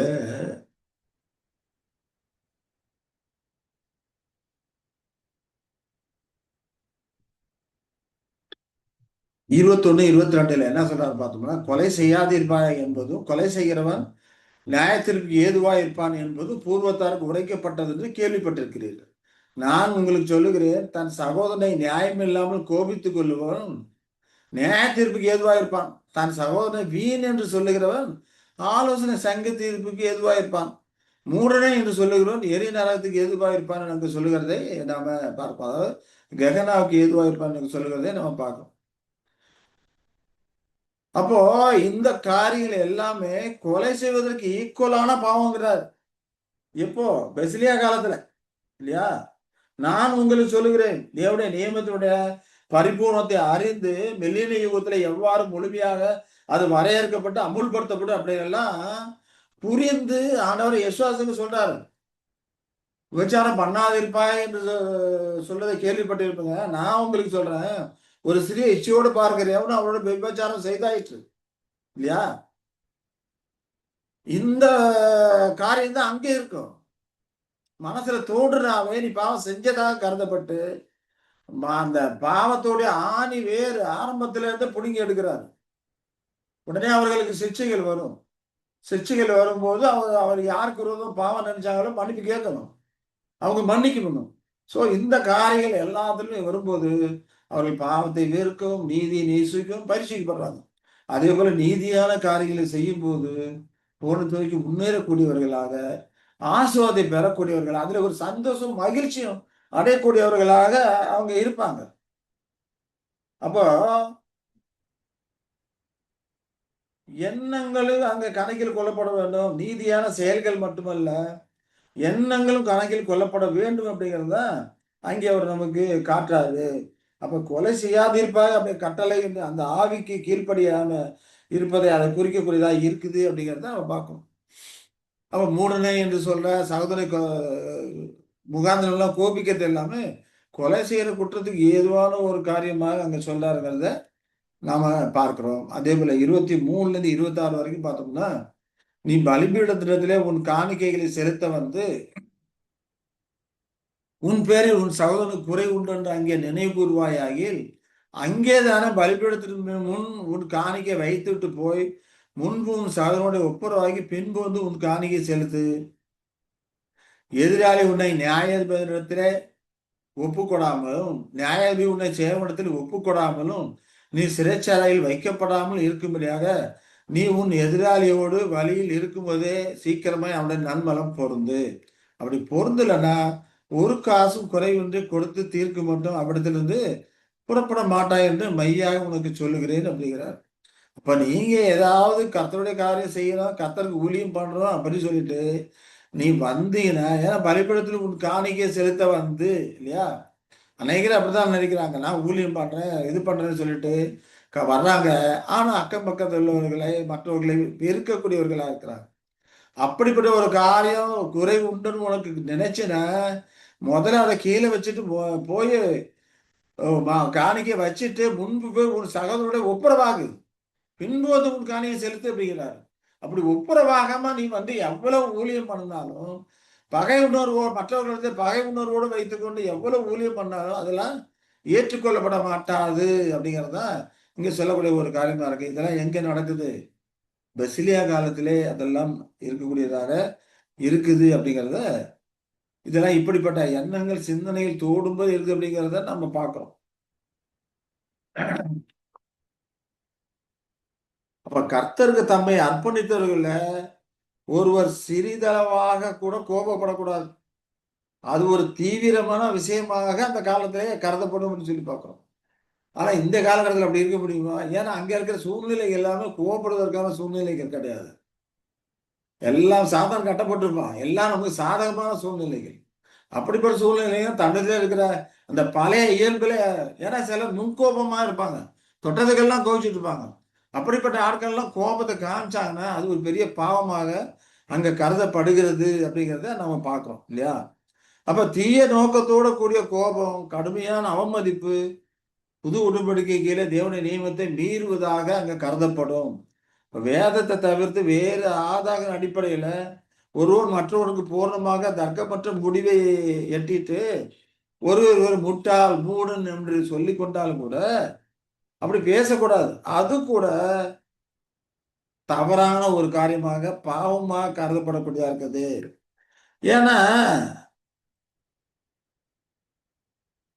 எல்லாருமே பூர்ணமான அறிவுள்ளவர்களா பூர்ணமானவர்களா இல்லை. ஆகையினால தான் தான் பெரியவன், தான் தான் சரியான நடக்கிறேன் அப்படின்லாம் நம்ம நினைக்க கூடாது. நாம சில விஷயங்களில் சரியா நடக்கலாம். ஆனா அநேக விஷயங்கள் தவறா நடக்கும். அதே போல மற்றவர்கள் நாம எதுல தவறா நடக்கிறோமோ அதுல சரியா நடக்குவாங்க. நாம சரியா நடக்கிறதுல அவங்க தவறா நடக்குவாங்க. எல்லாத்திலும் இந்த குறைபாடுகள் இருக்கு. ஆகையினால ஒருத்தருக்கு ஒருத்தர் குறைப்பட்டு கொண்டு இருக்கக்கூடிய காரியங்கள் எல்லாமே பாவமாக மில்லியன் யுகத்தில் கருதப்படும். அது புது உடன்படிக்கை எதிரான பாவமாக அதெல்லாம் கருதப்படக்கூடாதாக கூடியதாக இருக்குது அப்படின்னு சொல்லி நம்ம புரிந்து கொள்கிறோம். அப்ப அந்த காலகட்டத்துல தப்பறை இருக்காது. ஏன்னா சத்தியம் எங்கும் பிரகாவித்து ஓடக்கூடிய ஒரு காரியமாக இருக்கும். அதுக்கு ஒரு ஆங்கில பார்த்தோம்னா சங்கீதம் 35:8 படிக்கும்போது, அங்கே பெரும்பாதையான வழி இருக்கும், அது பரிசுத்த வழி எனப்படும். தீட்டு உள்ளவன் அதிலே நடந்து வருவதில்லை, அந்த வழியில் நடக்கிறவர்கள் பேதையரா இருந்தாலும் திசை கெட்டு போவதில்லை என்று சொல்லுகிறதை பார்க்கணும். பெருஞ்சாலை பெருபாதையா வழி அப்படிங்கிறப்ப ஹைவேஸ்ன்னு போட்டிருக்கும் ஆங்கிலத்துல பார்த்தோம்னா, பெருஞ்சாலை இல்ல. அப்ப நிறுவப்பட்ட புது உடன்படிக்கையின் பாதையா அது இருக்குது. நீதியை அடித்தளமாக கொண்ட அன்பின் செயல்களை குறிக்கக்கூடிய ஒரு பாதையா இருக்கு. தேவனுக்கான அன்பு, அயலானுக்கான அன்பு தான் அதனுடைய செயல்பாடுகளா இருக்கும். இது எல்லாருக்குமே தெரிஞ்சா இருக்கும். அப்போது உயிரோடு எழுந்து வரக்கூடிய அல்லது அந்த காலகட்டத்தில் உயிரோடு இருக்கக்கூடிய எல்லாருக்குமே அது திறந்த ஒரு பாதையாக இருக்கும். இது இப்ப இந்த காலத்தில் இருக்கிற மாதிரியான ஒரு இடுக்கமான வழி கிடையாது. ஏன்னா இப்போது நீதியின் பாதையில் நடக்கிறவர்களுக்கெல்லாம் அது இடுக்கமும் நெருக்கமான பாதையாக அது இருக்குதுன்னு பார்க்கிறோம். அந்த மாதிரியான இடுக்கமான வழி அல்லாது பொதுமக்கள் பயணிக்க கூட ஒரு பெருஞ்சாலை, ஒரு ஹைவேஸான ஒரு பாதை. இப்பெல்லாம் பெரிய பெரிய ஹைவேஸ் போட்டுட்டாங்க. அவங்க போறவங்க ஒரு பக்கம் போயிட்டே இருக்கிறாங்க, வர்றவங்க ஒரு பக்கம் வந்துகிட்டே இருக்கிறாங்க. அந்த ஒரு இதெல்லாம் போயிட்டே இருக்கிறோம் இல்லையா? அது போல ஒரு பாதையா இருக்கிறது அப்படின்னு சொல்லி பார்க்கிறோம். எஸ்ஐ 62ல பார்க்கும்போது 2:10 படிக்கும்போது, வாசல்கள் வழியாய் பிரவேசியுங்கள், பிரவேசியுங்கள். ஜனத்துக்கு வழியை செவ்வைப்படுத்துங்கள். பாதையை உயர்த்துங்கள், உயர்த்துங்கள். அதில் உள்ள கற்களை பொறுக்கி போடுங்கள். ஜனங்களுக்காக கொடியை ஏற்றுங்கள் அங்கு சொல்லுகிறதை நாம பார்க்கிறோம் இல்லையா? இதுவும் அந்த காலத்தை குறித்த தீர்க்க தரிசனமா இருக்குது. அகன்ற சறுக்கலான பாவ வழி மனிதனை ஏதே நிலையிலிருந்து விலக்கிக்கிட்டே போயிடுச்சு. அப்ப இந்த பெருஞ்சாலை அப்படிங்கிறப்ப அவர்கள் மீண்டும் அந்த நிலையின் பால் நடத்தக்கூடியதா இருக்கும். ஏன்னா பூமி முழுக்க ஏதேன் தோட்டம் போல மாற்றப்படும். எடுத்தோடனே வந்துடாது. அது படிப்படியா தான் எல்லாம் பசுஞ்சோலையா மாறிக்கொண்டே போகும். ஏதேன் தோட்டம் போல மாற்ற கொண்டு போகும். பாவத்துக்கு போன அந்த சறுக்கலான வழி அங்க இருக்காது இல்லையா? அப்ப எல்லா நிலைகளுமே மாற்றப்படக்கூடியதா இருக்கிறது. அப்ப இது பூரண நிலையிலிருந்து பரிபூர்ண நிலைக்கு, அந்த திரும்ப கொடுத்த நிலைக்கு எல்லாத்தையும் கொண்டு போகும். ஆதாம் எந்த நிலையிலிருந்து விழுந்தானோ அந்த நிலைக்கு அவர்களை கொண்டு போகக்கூடியதாக, சரீர சம்பந்தமாக, மனசு சம்பந்தமாக, நடத்தை சம்பந்தமாக, மத சம்பந்தமாக எந்த ஒரு தப்பறையும் அங்க இருக்காது. மத சம்பந்தமாக தப்பறையெல்லாம் இருக்காது. ஏன்னா கிறிஸ்துவ மனவாட்டி ஆகக்கூடிய காரியம் சாத்தான் இருக்க மாட்டான். அப்ப இவர்கள் ஒருவேளை இப்ப ஏற்கனவே சகோதரத்தில் தப்பறையான எண்ணங்கள், சிந்தனைகள் எல்லாம் தெளிவுபடுத்தப்பட்டு அதெல்லாம் நீக்கப்படும். தெளிவான சத்தியம், தெளிவான நீரோட அங்க இருக்கும். அப்ப இது எல்லாமே அபூர்வமான நிலையிலிருந்து பூர்ணமான நிலைக்கு திரும்ப கொடுத்துடைய அந்த ஆசீர்வாதமான காரியங்களுக்கு வழிநடத்தக்கூடியதா இருக்கு. இந்த பரிசுத்த பெருஞ்சாலையில் மனப்பூர்வமாக பாவம் செய்யறதுக்கு ஒருத்தன் இருப்பானானால் அவனுக்கு அங்க இடம் இல்லை. இந்த பாதை எப்போது யார் மூலமாக திறக்கப்படும் இல்லையா? இந்த பாதை ரொம்ப அருமையான பாதையா இருக்குது. இதெல்லாம் கேட்கும்போது நல்ல ஆர்வமா இருக்குது. எப்போ வந்து எல்லாரும் நல்லா இருக்கக்கூடிய காலங்களாச்சே. இது எப்போது யார் மூலமாக இதெல்லாம் திறக்கப்படும் அப்படின்னு பார்த்தோம்னா, அதுக்கு எரேமியா தீர்க்கதரிசி சொல்றதை நாம பார்க்கலாம்.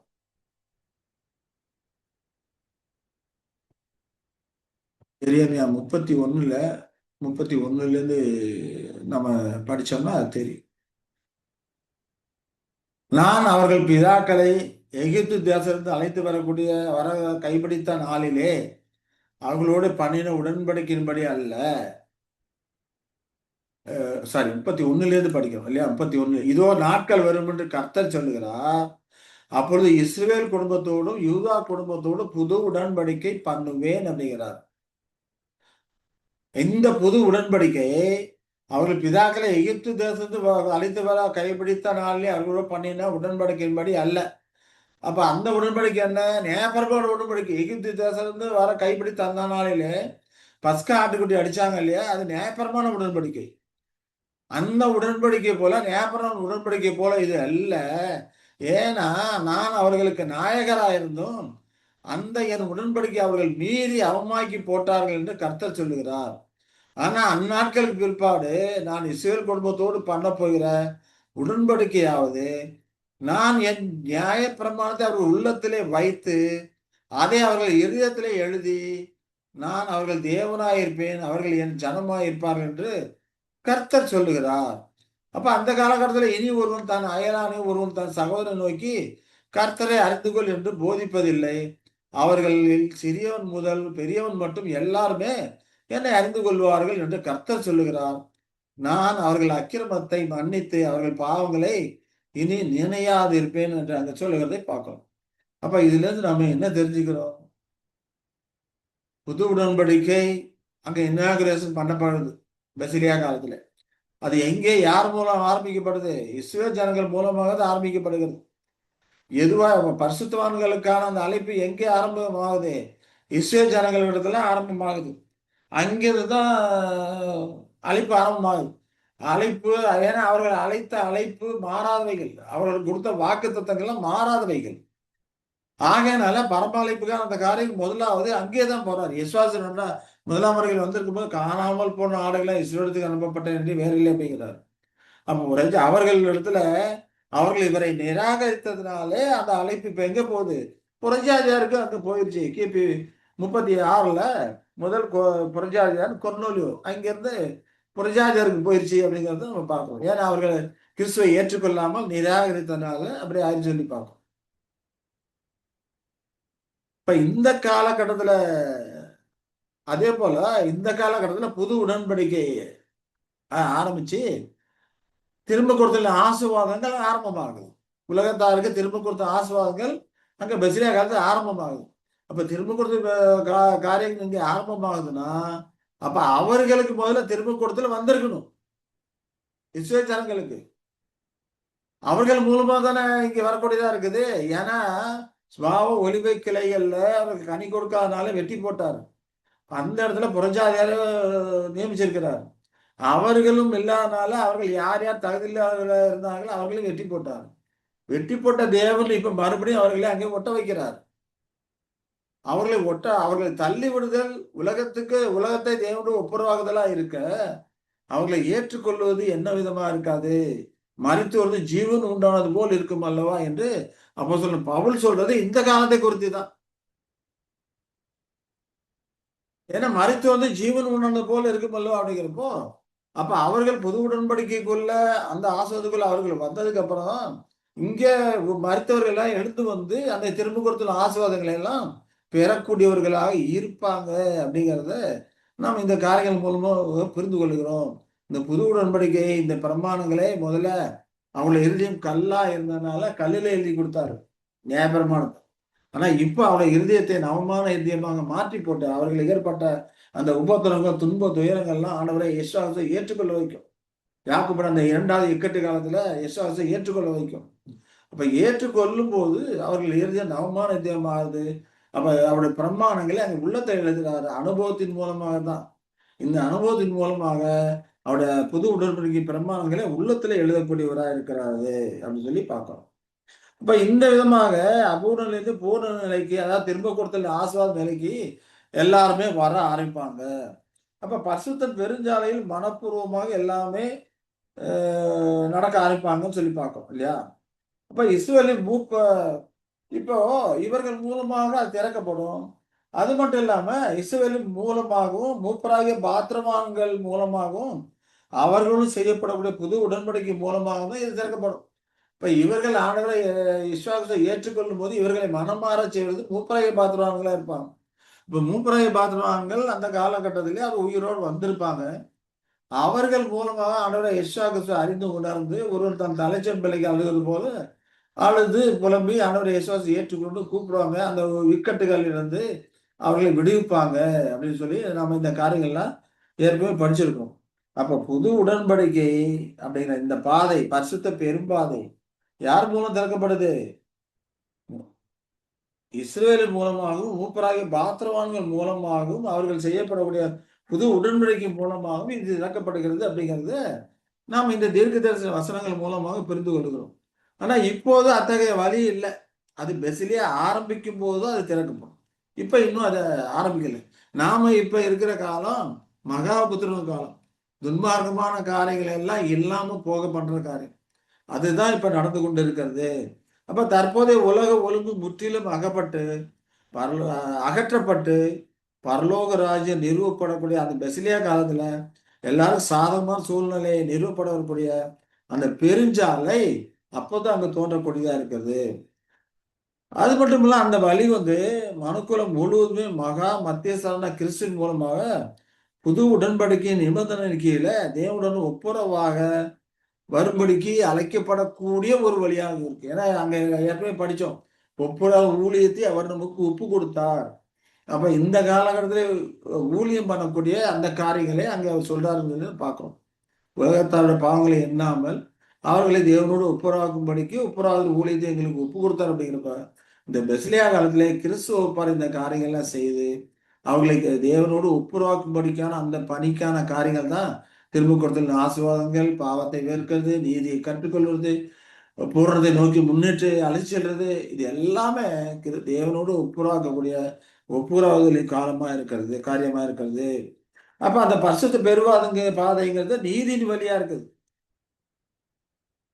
அது இடுக்கமான வழி போல தியாகத்தின் வழி கிடையாது. சுவிசேஷ யுகத்துல பரிசுத்தவான்கள் ஓடுனதெல்லாம் இடுக்கவும் நெருக்கவுமான வழி, அது தியாகத்தின் வழி. ஆனா அங்க யாரும் தியாகம் பண்ண வேண்டிய அவசியம் இருக்காது. எல்லாருமே நீதியான காரியங்களை செய்தாவே போதும் அப்படிங்கிற மாதிரி தான் அங்க இருக்கும். அப்ப ஜீவனின் வழியும் மரணத்தின் வழியும் அவர்களுக்கு முன்பாக வைக்கப்பட்டிருக்கும். ஒவ்வொருவரும் தங்களுக்கான தேர்வை செய்து கொண்டு அதிலே செல்லக்கூடியவர்களா இருப்பாங்க.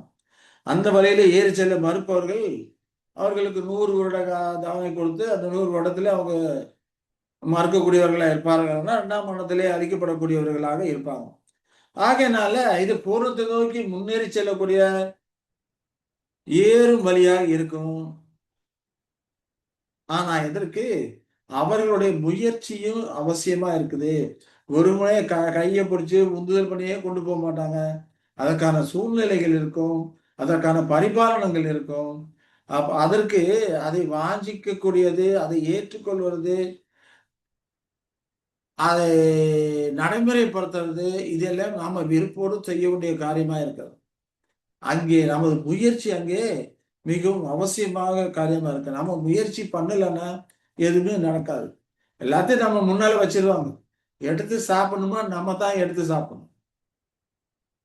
அதுக்கு வச்சு ஊட்டி விடுவாங்கன்னு நினைக்க கூடாது. எல்லாம் இருக்கும், ரெடியா எல்லாம் இருக்கும். சாப்பிட்றதுக்கான அந்த காரியங்கள் எல்லாமே இருக்கும். அப்ப நாம அதற்கு தான முயற்சி அதுக்கு அவசியம் தேவை. அப்ப பொதுமக்களின் மனப்பான்மை நீதிக்கு சாதகமாக மாறுவதனால அந்த பாதை ஏற்றும் தரக்கூடிய பூர்ணத்தை நோக்கி முன்னேறக்கூடிய ஒரு பாதையா இருக்கும். அதனால அது பரிசுத்த வழி. மகத்தான மனித பரிபூர்ணத்திற்கு தேவனுடைய சாயலுக்கும் நித்திய ஜீவனுக்காக வழிநடத்தக்கூடிய பாதையா இருக்கிறனால தான் அது பரிசுத்த வழி என்று அங்கு சொல்கிறதை நாம் பார்க்கிறோம் இல்லையா? பெரும்பாதையான வழி இருக்கும். அது எந்த வழி? பரிசுத்த வழி. ஏன்னா நித்திய ஜீவனுக்கு ஏதோ கொண்டு போறக்கூடியது, மனித பரிபூர்ணத்துக்கு ஏதுவாக தேவனுடைய சாயலுக்கு ஏதுவாக கொண்டு போறக்கூடிய ஒரு பாதையா இருக்கிறதுனால அது பரிசுத்த வழியா இருக்கிறது. அது ஜீவனுக்கான வழி, தெளிவாக எளிதாக விளக்கப்படக்கூடியதா இருக்கும். எல்லா வளைந்த பாதைகளும் நேராக்கப்படும். இப்ப இருக்கிற மாதிரி கரடு போடுறது வளைவெல்லாம் இருக்காது. எல்லாம் ஹைவேஸ் மாதிரி ஸ்ட்ரைட்டா போயிட்டே இருக்க வேண்டியதுதான். எல்லா வளைந்த பாதைகளும் நேராக்கப்படும். அந்த பாதையில போறது சிம்மாசனத்துக்காக அல்ல, மனிதன் இழந்த ஏதேன் பரிபூர்ண நிலைக்கு திரும்பி செல்லக்கூடிய ஒரு பாதையா இருக்கிறது. மனித பரிபூர்ணத்தை அடைய மனித உரிமைகளையும் ஆசீர்வாதங்களையும் தியாகம் செய்ய வேண்டிய அவசியம் இருக்காது. பாவத்தை விட்டு அவற்றை சரியான முறையில் அனுபவிப்பதுதான் அங்க தேவையான ஒரு காரியமா இருக்கும். ஆனாலும் கூட அதில் செல்லக்கூடியவர்கள் முதல்ல நீதியை கற்றுக்கொள்ளணும். அதற்கப்புறம் நீதியோடு கூட அதை வழிந்து விடக்கூடிய தியாக அன்பையும் கற்றுக்கொள்ளக்கூடியவர்களா இருப்பாங்க. நீதியை செய்வதிலே படிக்கப்படுத்தப்பட்டிருப்பார்கள். ஆனால் நிச்சயமாக அதற்கு மேல வளைந்து தியாக அன்பிலே வளர்வதற்கான அவர்கள் ஆயத்தமாக இருப்பார்கள் அப்படிங்கிறத புரிந்து கொள்ளணும். அந்த பாதையில பரிசுத்த பெரும்பாதை இல்லையா? அசுத்தமானவன் அதில் நடக்க மாட்டான். ஏன்னா அசுத்தமானவன் அதை கடந்து போவதில்லை அப்படின்னு சொல்லி நம்ம படிக்கிறோம் இல்லையா? தீட்டுள்ளவன் அதிலே நடந்து வருவதில்லைன்னு இருக்கும். நடந்து வருவதில்லை இருக்கக்கூடாது. தீட்டுள்ளவன் அதிலே கடந்து போவதில்லை. ஆனா அதே சொல்லுவாங்க, அந்த வழியில நடக்கிற பேதையரா இருந்தாலும் திசை கெட்டு போக மாட்டாங்க அப்படின்னு சொல்லி பார்க்கலாம். அப்ப இந்த பரிசுத்த பாதையில் முன்னேற மறுப்பவர்கள் ஜனங்கள் அழிக்கப்பட்டு போவாங்க. தீமை செய்பவர்கள் அதற்கு முன்னமே அகற்றப்பட்டு இருப்பாங்க அப்படிங்கிறதெல்லாம் பார்க்கணும். அப்ப அந்த பெருஞ்சாலையிலே முன்னேற்றம் காண மறுப்பவர்கள் 100 வயதிலே மரிக்கக்கூடியவர்களாக இருப்பாங்க.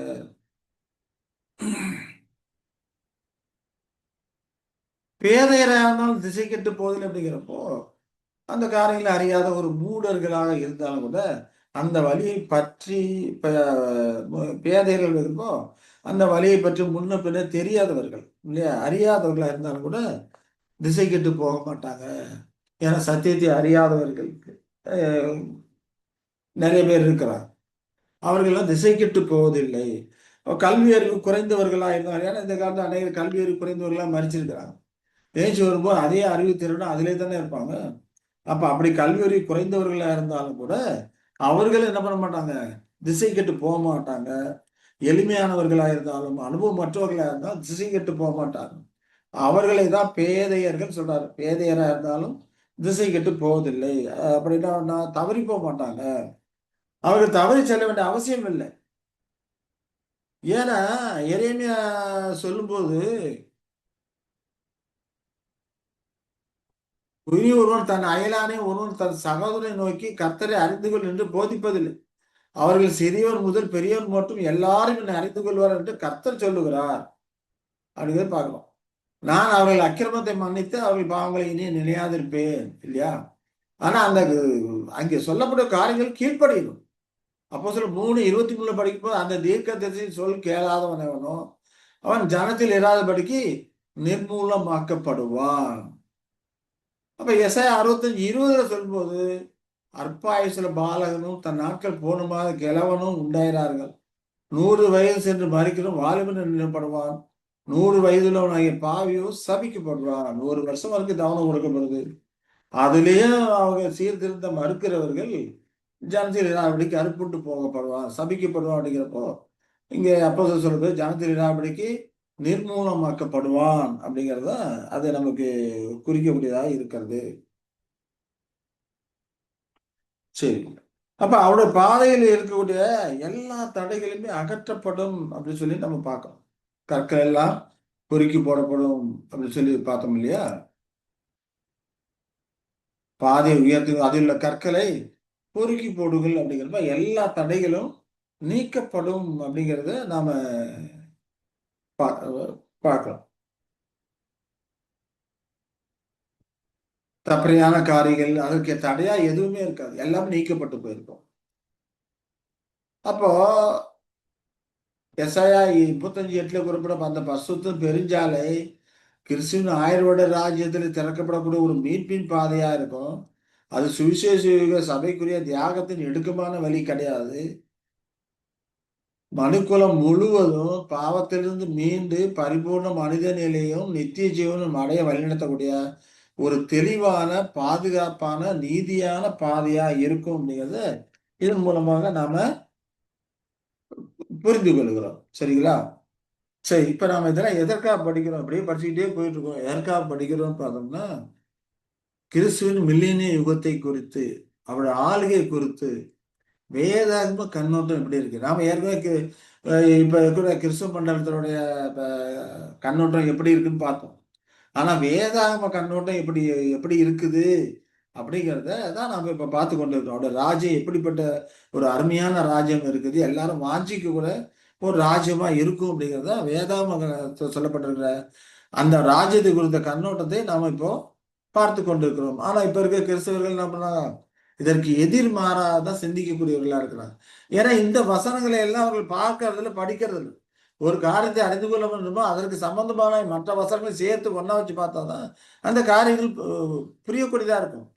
ஏன்னா ஏற்கனவே ஏசாயா தீர்க்கதரிசி சொல்லியிருக்கிறார், வேத வசனங்கள் எல்லாம் கற்பனை மேல் கற்பனையும் பிரமாணத்திலும் பெருமானமும் இங்கே கொஞ்சம் அங்கே கொஞ்சமா இருக்கும்.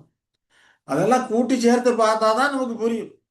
அது கூட்டி சேர்த்து பார்க்காதபடிக்கு ஒரு வசனத்தை மட்டும் பிடிச்சு கொண்டு இது இப்படிதான் சொல்லுதுன்ட்டு இருந்தோம்னா அவர்கள் சத்தியத்தை காணக்கூடாத குருடர்களாக இருக்கிறார்கள் என்றுதான் நாம் அவர்களை குறித்து பரிதவிக்கக்கூடியவர்களாக கூடியதாக இருக்கிறது.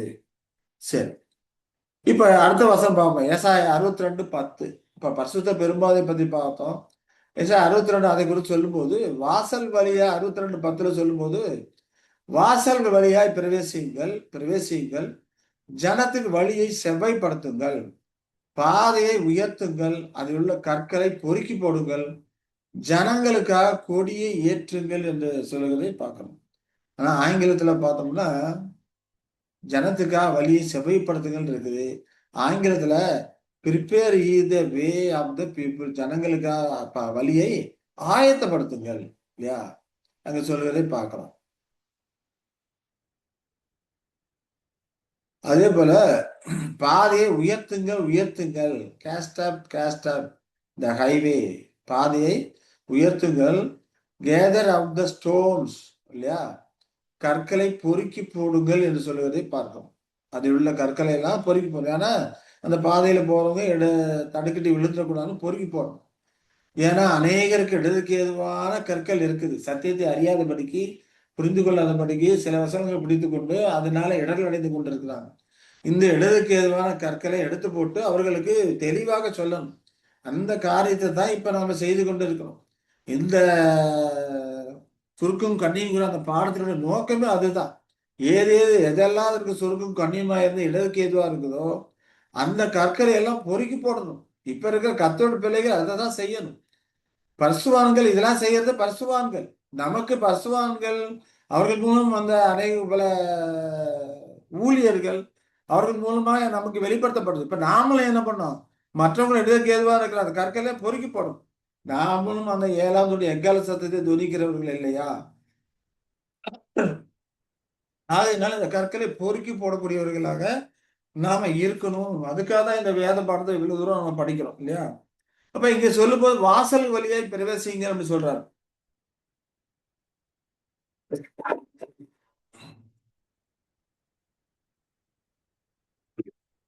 சரி. 1000 வருட ராஜ்யத்துல விசுவாசமுள்ள கீழ்ப்படிதலைகளின் வாசல்கள் அது. யார் யார் கீழ்ப்படுகிறாங்களோ அவர்கள் எல்லாம் அந்த வழியிலே பசுத்தம் பெரும்பாதையிலே செல்லலாம். அனைவருக்கும் அது தெளிவாக காணப்படும். கீழ்ப்படியும் போது அவர்களுக்கு கிடைக்கக்கூடிய ஆசீர்வாதங்கள், கீழ்ப்படியாத போது அவர்களுக்கு கிடைக்கக்கூடிய சிகிச்சைகள், இது எல்லாமே எல்லாருக்கும் தெளிவாக காணப்படக்கூடியதா இருக்கும். எளிதாக அந்த பாதையிலே அந்த வாசல் கீழ்ப்படிதல் அப்படிங்கிற பாதையில எளிதாக அணுகக்கூடியதாக செல்லக்கூடியதாக தான் எளிமையானதா இருக்கும். ஆனா இந்த காலகட்டத்துல நீதியும் சத்தியத்தின்படி கீழ்ப்படி நடக்கும்போது மற்றவர்களால் நமக்கு அது எளிதான காரியம் அல்ல. ஏன்னா அதற்கு எதிர்ப்புகள் நிறைய இருக்குது. மற்றவர்கள் கேலி கிண்டல் பேசக்கூடிய காரியங்கள் நிறைய இருக்கு. அதனால சில நேரங்கள் நமக்கு நஷ்டம் வரக்கூடாது. இப்போ நிறுவனத்துல வேலை பார்க்கணும் அப்படின்னா சில நேரங்கள்ல நீதியா நேர்மையா நடக்கும்போது அதுல சில நஷ்டங்கள் நமக்கு வரக்கூடியதாக இருக்குது. அதனால சில எதிர்ப்புகள் வரக்கூடியதாக அதெல்லாம் இருக்கக்கூடியதா இருக்கிறது. ஆனா அந்த காலகட்டத்துல அது அப்படி கிடையாது. அதெல்லாம் அந்த நீதியான வழியில செல்வது மிக எளிதாக, அந்த பாதையில போவது, அந்த வாசல் வழியா பிரவேசிப்பது மிக எளிதாக, எல்லோரும் காணக்கூடியதாக, ஆசீர்வாதம் உள்ளதாக இருக்கக்கூடியதா இருக்கும். இங்க பாதைகளை ஆயத்தப்படுத்துங்கள். ப்ரிப்பேர் ஈ த வே இல்லையா? Prepare ye the way of the people, ஜனங்களுக்கு பாதையை ஆயத்தப்படுத்துங்கள் அப்படிங்கிறப்போ ஆயத்தப்படுத்துங்கள் அப்படின்னு சொல்லப்பட்டிருக்க அந்த நீங்கள் யாரு? சபை. சபை வகுப்பார் தான் அந்த பாதையெல்லாம் ஆயத்தப்படுத்தி நமக்கு கொடுக்கக்கூடியவர்களா இருப்பாங்க. உண்மையான சபை அது குறிக்கக்கூடியதா இருக்கிறது. இப்ப வரவிருக்கக்கூடிய யுகத்திற்கான அந்த ஆயத்த பணிகளை செய்யும்படிக்கு அவர்களுக்கு அழைப்பு விடுக்கக்கூடியதாக இருக்கிறது. அவர்கள் நமக்கு தெரியப்படுத்த நமக்கு அவர்கள் எல்லாம் இந்த இதற்கான கற்கள் எல்லாம் பொறுக்கி போட்டு நமக்கு தெரியப்படுத்தினால்தான் சத்தியம் புரியக்கூடியதா இருக்கும். இப்ப அந்த காரியங்களை நாமும் செய்யணும். அப்ப பெசிலியா காலத்துல அந்த பாதையை ஆயத்தப்படுத்தக்கூடிய காரியங்களை எல்லாம் அவர்கள் செய்வார்கள் என்று புரிந்து கொள்கிறோம். அதே போல பெருமை உள்ளவர்களுக்கும் தற்பெருமை கொண்டவர்களுக்கும் கிடையாது. தாழ்மையான மனம் கொண்டவர்களுக்காகவே தேவனுடைய ஏற்பாடுகளை செய்யப்பட்டிருக்கிறது. மனத்தாழ்மை இருந்தால் அப்படி நிச்சயம் கீழ்ப்படிந்து கொண்டே போய் கொண்டிருப்பார்கள். பெருமை உள்ளவர்களுக்கு தேவன் எதிர்த்து நிற்கிறார். தாழ்மை உள்ளவர்களை கிருபை அளிக்கிறான்னு சொல்லி படிக்கிறோம். அதே போல பெருஞ்சாலையை உயர்த்துங்கள் இல்லையா, காஸ்ட் ஆஃப் த ஹைவே அப்படியா, பாதையை உயர்த்துங்கள் உயர்த்துங்கள் சொல்லப்படுது. இப்போ உயர்த்துங்கள் அப்படிங்கிறப்போ அப்படி அது ஒரு எளிமையான வழி, எல்லாத்துக்கும் போகக்கூடிய ஈஸியான வழி சொல்லி எல்லாத்துக்கும் எடுத்து கூறணும். இது தற்போதைய தியாகத்தின் எடுக்குமான வழி கிடையாது. அது தியாகத்தின் நாள்ல அந்த காலகட்டத்துல முடிஞ்சிருக்கும். அந்த பெருஞ்சாலை மனித இயல்பு பூர்ணத்துக்கு கொண்டு போகக்கூடிய ஒரு செம்மையான, அருமையான, எல்லாரும் வாஞ்சிக்கக்கூடிய ஒரு வழியாக அது இருக்கும் என்பதை நாம எடுத்து கூறக்கூடியவர்களா இருக்கிறோம். சிரமங்களின் மலைகள் எல்லாம் தாழ்த்தப்படும். விரக்தி, மனச்சோர்வு அப்படிங்கிற அந்த பள்ளத்தாக்குகள் எல்லாம் நிரப்பப்படும். பெருமை, கர்வம் இப்படின்ற காரியங்கள் எல்லாம் அடிச்சு நொறுக்கப்பட்டு தாழ்த்தப்படும்.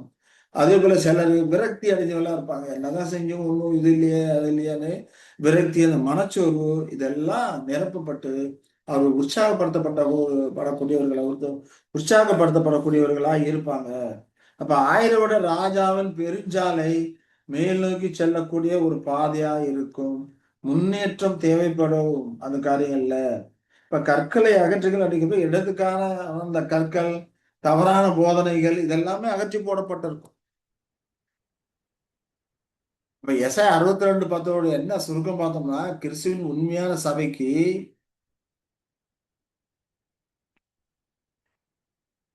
சாரி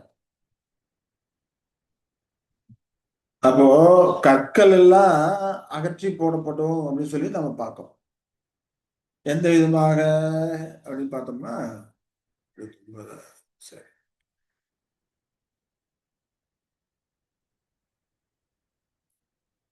இதெல்லாம் எழுதுக்கு எதுவான கற்களா கிறிஸ்துவர்களுக்கு பொதுவான கண்ணோட்டம் பார்க்கறோம் இல்லையா?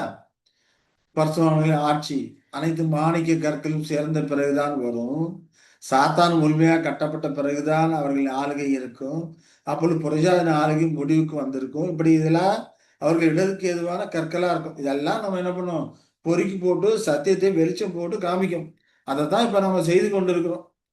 புரஜாதின ஆளுகை இருக்குது அப்படிங்கிற இப்போது புரஜாதின ஆளுகை இருக்குது அப்படிங்கிறாங்க.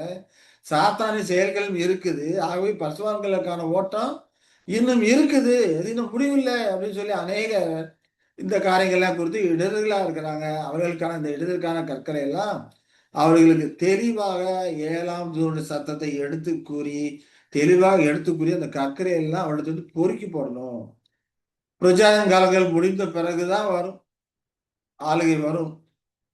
பரிசுத்தவான்கள் ஆட்சி முறையாக ஆரம்பித்தது என்று அதனால் இப்ப சொல்ல முடியாது. 1000 ஆண்டு கால ஆளுகையின் கணக்கீடு, 1000 ஆண்டு கால ஆளுகை எப்போது ஆரம்பித்தது, எப்போது முடிவுறது அப்படிங்கிற காரியங்கள்லாம் ஒரு சிறந்த கேள்வியாக இருக்குது அப்படின்னு சொல்லி இதெல்லாம் இடதுக்கு எதுவாக இருக்கு இல்லையா? இந்த கற்களை எல்லாம் பொறுக்கி போட்டு தெளிவாக சொல்றோம். தெளிவாக நான் காமிச்சிடுவோம். ஆண்டவராக யெஷுவா கிறிஸ்து 2ஆம் வருகையிலே 1874 வந்திருக்கிறார். அதுக்கு வேதத்திலிருந்து 5 விதமான உரிதமான காரியங்களை நாம் ஏற்கனவே இதுக்கு முந்தைய வகுப்புகளிலே படிச்சிருக்கிறோம். ஒருவேளை அதை அந்த வீடியோ யாரும் பார்க்காத நபர்கள் இருந்தீர்களானால் நீங்க இந்த பன்னீர்செல்வம் 3555.com யூடியூப்ல போய் அடிச்சீங்கன்னா உங்களுக்கு அந்த காரியம் வரும். அந்த வீடியோ எல்லாம் வரும். அதை நீங்க பார்த்து தெரிந்து கொள்ளலாம். அல்லது கீழ்கண்ட இந்த வாட்ஸ்அப் நம்பருக்கு தொடர்பு கொள்ளுங்க. 9626565934 இந்த நம்பருக்கு தொடர்பு கொண்டீங்கன்னா உங்களுக்கு நாங்க அனுப்பி வைக்கிறோம். நீங்க பார்த்து தெரிந்து கொள்ளலாம். அப்ப நாம இந்த எழுதுக்கு ஏதுவான கற்களையில நம்ம என்ன பண்றோம்? பொறுக்கி போட்டு கொண்டு இருக்கிறோம். அதுதான் நம்ம செய்யக்கூடிய ஒரு காரியமா இருக்கு. அது எது கிறிஸ்தவ மதத்துல இப்ப ஓடிக்கொண்டிருப்பவர்களுக்கு இடதுக்கு எதுவா இருக்குதோ அதையெல்லாம் என்ன பண்ணோம்? பொறுக்கி போட்டு சத்தியத்தை தெளிவாக அவர்களுக்கு வெளிப்படுத்தி கொடியை ஏற்றுங்கள் அப்படிங்கிறார் இல்லையா? கொடியை ஏற்றுங்க சொல்லப்பட்டிருக்கு. ஆங்கிலத்துல lift up a standard for the people. ஜனங்களுக்காக ஒரு தரத்தை உயர்த்துங்கள் இல்லையா? ஸ்டாண்டர்ட் ஃபார் ஜனங்களுக்காக தரத்தை உயர்த்துங்க. சத்திய தரத்தை அதை உயர்த்தக்கூடியதாக இருக்கணும் அப்படிங்கிறது அங்க சொல்லக்கூடிய ஒரு காரியமா இருக்கு. உண்மையான கொடி அந்த தரம், சத்திய தரம் எதுல இருக்குது? கிறிஸ்துவின் சிலுவை, மீட்பு பலி பற்றிய சத்தியம் இதெல்லாம் தூக்கி பிடிக்கணும். அது தேவனுடைய சத்தியத்தை குறிக்கிறது. தேவனுடைய திட்டத்தின் இறுதி விளைவை குறிக்கிறது. அத்தனை இவ்வளோ ராஜ்யத்தை குறித்த காரியங்கள் அருமையாக பார்த்தோமே, இதெல்லாம் எதனால வருது? கிறிஸ்துவின் பலி, கிறிஸ்துவின் சிலுவை, அவருடைய மீட்கும் பலி இதன் மூலமாக தான் வருகிறது. ஆகினால அதெல்லாம் அந்த தரத்தை தூக்கி பிடிக்கணும். காலம், திறமை, பொருள் ஆகிய அனைத்துமே இந்த சத்தியத்தை உயர்த்தி பிரகடனப்படுத்துவதற்காக நம்ம பயன்படுத்தணும். மக்களுக்காக இந்த காரியங்கள்லாம் நம்ம எடுத்து படிக்கணும் அப்படிங்கிறதா நம்ம பார்க்கிறோம்.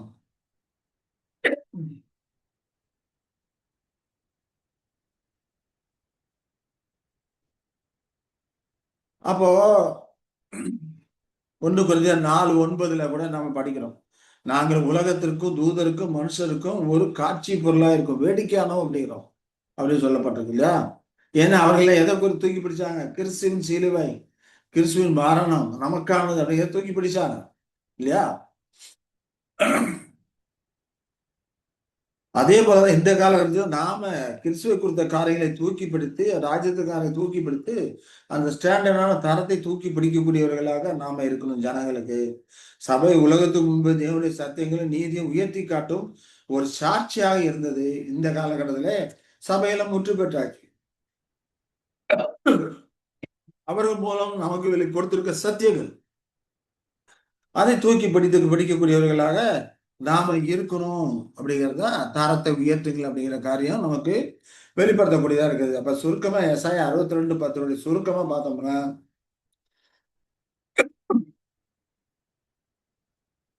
கிறிஸ்துவின் உண்மையான சபைக்கு ஒரு பொறுப்பு கொடுக்கப்படுகிறது. வரவிருக்கும் 1000 வருட ராஜ்யத்திற்காக மனித குலத்தை ஆயத்தப்படுத்தும். அதற்காக சத்தியத்தின் பெருஞ்சாலையை திறந்து இடர்களை அகற்றி கிறிஸ்துவின் மீட்பின் கொடியை உயர்த்தி தேவனுடைய ரட்சிப்பு திட்டத்தை உலகிற்கு அறிவிக்க வேண்டும். அந்த பெருஞ்சாலை மனிதரை பரிபூர்ண நிலைக்கும் நித்திய ஜீவனுக்கும் வழி நடத்தும். அப்ப இதெல்லாம்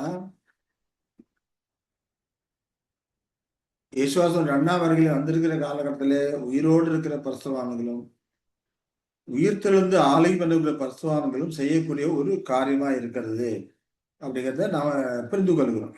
ஏன்னா ஏற்கனவே சங்கீதம் 149 படிச்சோம். இந்த இந்த கணம் பரிசுத்தவான்கள் யாவருக்கு உரியது, அவர்களுடைய மேன்மக்களை சங்கிலாலும் இருப்பு விலங்களாலும் கற்றதற்கு அந்த காரியங்கள்லாம் பூமியில ஓடிக்கொண்டிருக்கிற பரிசுத்தவான்களுக்கு உரிய ஒரு காரியமா இருக்குதுன்னு ஏற்கனவே பார்த்தோம்.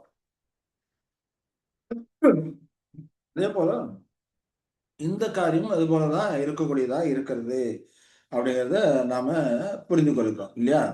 சரி, அந்த பாதை குறித்து, அந்த பரிசுத்த பெரும்பாதை குறித்து சங்கீத 35:9 சொல்லும்போது, அங்கே சிங்கம் இருப்பதில்லை,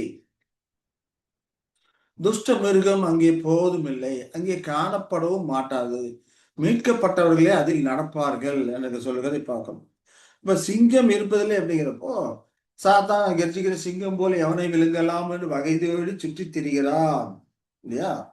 அப்படிப்பட்ட அந்த சிங்கம் இருப்பதில்லை. துஷ்ட மிருகம் அப்படிங்கிறப்போ அங்கு சோதனை நடத்தக்கூடிய அவனுடைய சாதிபதிகளை இருக்கக்கூடிய அந்த ஆட்கள், அவர்கள் மூலமாக தானே பரீட்சிக்கிறான், சோதிக்கிறான் இல்லையா? இப்ப இந்த காரியங்கள் எல்லாமே சிங்கம் இருக்காத துஷ்ட மிருகம் அங்கே போவதில்லை, அங்கே காணப்படவும் மாட்டது. ஏன்னா எல்லாம் கட்டப்பட்டு போயிருக்கும், அவனோட அமைப்புகள் எல்லாமே சீரழிஞ்சு போயிருக்கும், இல்லாம போயிருக்கும். அப்ப அங்கே பரிசுத்த பெரும்பாலையில் நடக்கிறவர்கள் மீட்கப்பட்டவர்கள் தான் அது நடக்கக்கூடியவர்களாக இருப்பாங்க சொல்லி இப்ப நாம பார்ப்போம் இல்லைங்களா? அப்ப மரத்திலிருந்து உயர்த்தப்படக்கூடிய அந்த காரியம் மெதுவாக ஒரு முன்னேற்றமாக படிப்படியாக அடைதலாக இருக்கும். ஆனா நிச்சயமா நமது முயற்சியும் ஜெயிப்பும் தேவைப்படும். மேலேறி செல்லக்கூடிய பாதையா இருக்கும். நம்ம எந்த ஒரு முயற்சியும் பண்ணாம இருக்கிறது கிடையாது. நாம முயற்சி பண்ணணும். படிப்படியாக முன்னேறி வெற்றியை நோக்கி போய்கொண்டே இருக்கணும். அப்ப நித்திய வாளை நோக்கி மேலேறக்கூடிய ஒரு பாதையாக அது இருக்கு. அப்ப வீழ்ச்சியிலிருந்து முழுமையான மீட்பை நோக்கிய உயிர்த்தெழுதல் அல்லது உயிர்த்தெழுதல் பாதையாக அது இருக்குது. உயிர்த்தெழுதல்ங்கிறத குறித்து பார்த்தோம்னா அநேகர் மனிதன் உயிரோடு எழுந்து வந்தோடனே அதான் உயிர்த்தெழுதல் நினைக்கிறாங்க. அது உயிர்த்தெழுதல் கிடையாது. அவன் மரித்த நிலையிலிருந்து எழுந்து வரக்கூடிய ஒரு காரியம்தான். உயிர்த்தெழுதல் அப்படின்னா முழு பூர்ணத்தை எப்போ அவங்க அடையிறாங்களோ அப்பதான் முழுமையான உயிர்த்தெழுதல் அப்படிங்கிறது நடந்திருக்குது. அப்போ உயிரோடு எழுந்து வரும்போது ஆதாமுக்குள் மரித்த எல்லாரும் கிறிஸ்துக்குள் எழுந்து வருவார்கள் அப்படிங்கிறப்போ, கிறிஸ்துக்குள் எழுந்து வரக்கூடியவங்க, எழுந்து வரக்கூடிய காரியம் உயிர்த்தெழுதலுடைய ஒரு ஃபர்ஸ்ட் ஸ்டெப்பு தான். அதற்கு அப்புறம் பொது உடன்படிக்கை பிரமாணங்கள் கீழ்ப்படிய பூரணத்தை நோக்கி முன்னேறி கொண்டே போய் 1000 வருட இறுதியிலே முழு பூரணத்தை அடைவார்கள். அந்த முழு கோணத்தை அடைந்திருக்கும் போதுதான் அவருடன் உள்ள ஆதாமின் மரண காரைகள், மரண அந்த சாயல் எல்லாமே எடுக்கப்பட்டு போய் தீர்ந்திருக்கும். பரிகரிக்கப்படும் கடைசி சத்துரு மரணம் அப்படிங்கிற நிலையை அவங்கதான் அடைஞ்சிருக்கும். அப்ப அந்த நிலையில தான் அவர்கள் உயிர்த்தெழுதலின் பிள்ளைகளாக இருப்பார்கள். அப்போ உயிர்த்தெழுதல்ங்கிறது அந்த நிலையை அடைந்ததுக்கு அப்புறம் தான் குறிக்கக்கூடியதாக அது இருக்குது. அப்ப பாவத்தின் மாசுகளில் இருந்து தப்பி ஓடுகிறவர்கள் அப்படி அந்த பாதையில நடக்கக்கூடியவர்களா இருப்பாங்க. சரி, அதான் எசாயா 28:16 படிக்கும்போது, ஆதலால் கர்த்தராகிய ஆண்டவர் உரைக்கிறதாவது, இதோ அஸ்திபாரமாகி ஒரு கல்லை நான் சீயோனில் வைக்கிறேன், அது பரீட்சிக்கப்பட்டதும் வெளியேறப்பட்டதும் திட அஸ்திபாரம் உள்ளதுமான மூளைக்கல்லா இருக்கும், விசுவாசிக்கிறவன் பதறான் அப்படிங்கிறார். இது யாருக்கு சொல்றாரு? ஆண்டவரை யெஷுவாவுக்கு சொல்றாரு. அஸ்திபாரமாய் ஒரு கல் போடப்பட்டிருக்கிற அஸ்திபாரமே இயேசு கிறிஸ்து அல்லாமல் வேறொரு அஸ்திபாரத்தை போட ஒருவனால் கூடாது. அஸ்திபாரமா அந்த கல்லு, அது எப்படிப்பட்ட கல்லு? பரிசிக்கப்பட்டது, வெளியேறப்பட்டது, திட அஸ்திபாரம் உள்ளதுமான மூளைக்கல்லா இருக்கும். அவன் ஆண்டவரை யெஷுவா பரிசிக்கப்பட்டவராக, வெளியேறப்பட்டவராக அங்கே இருக்கிறாரு. ஆனா இது என்ன சொல்றாரு?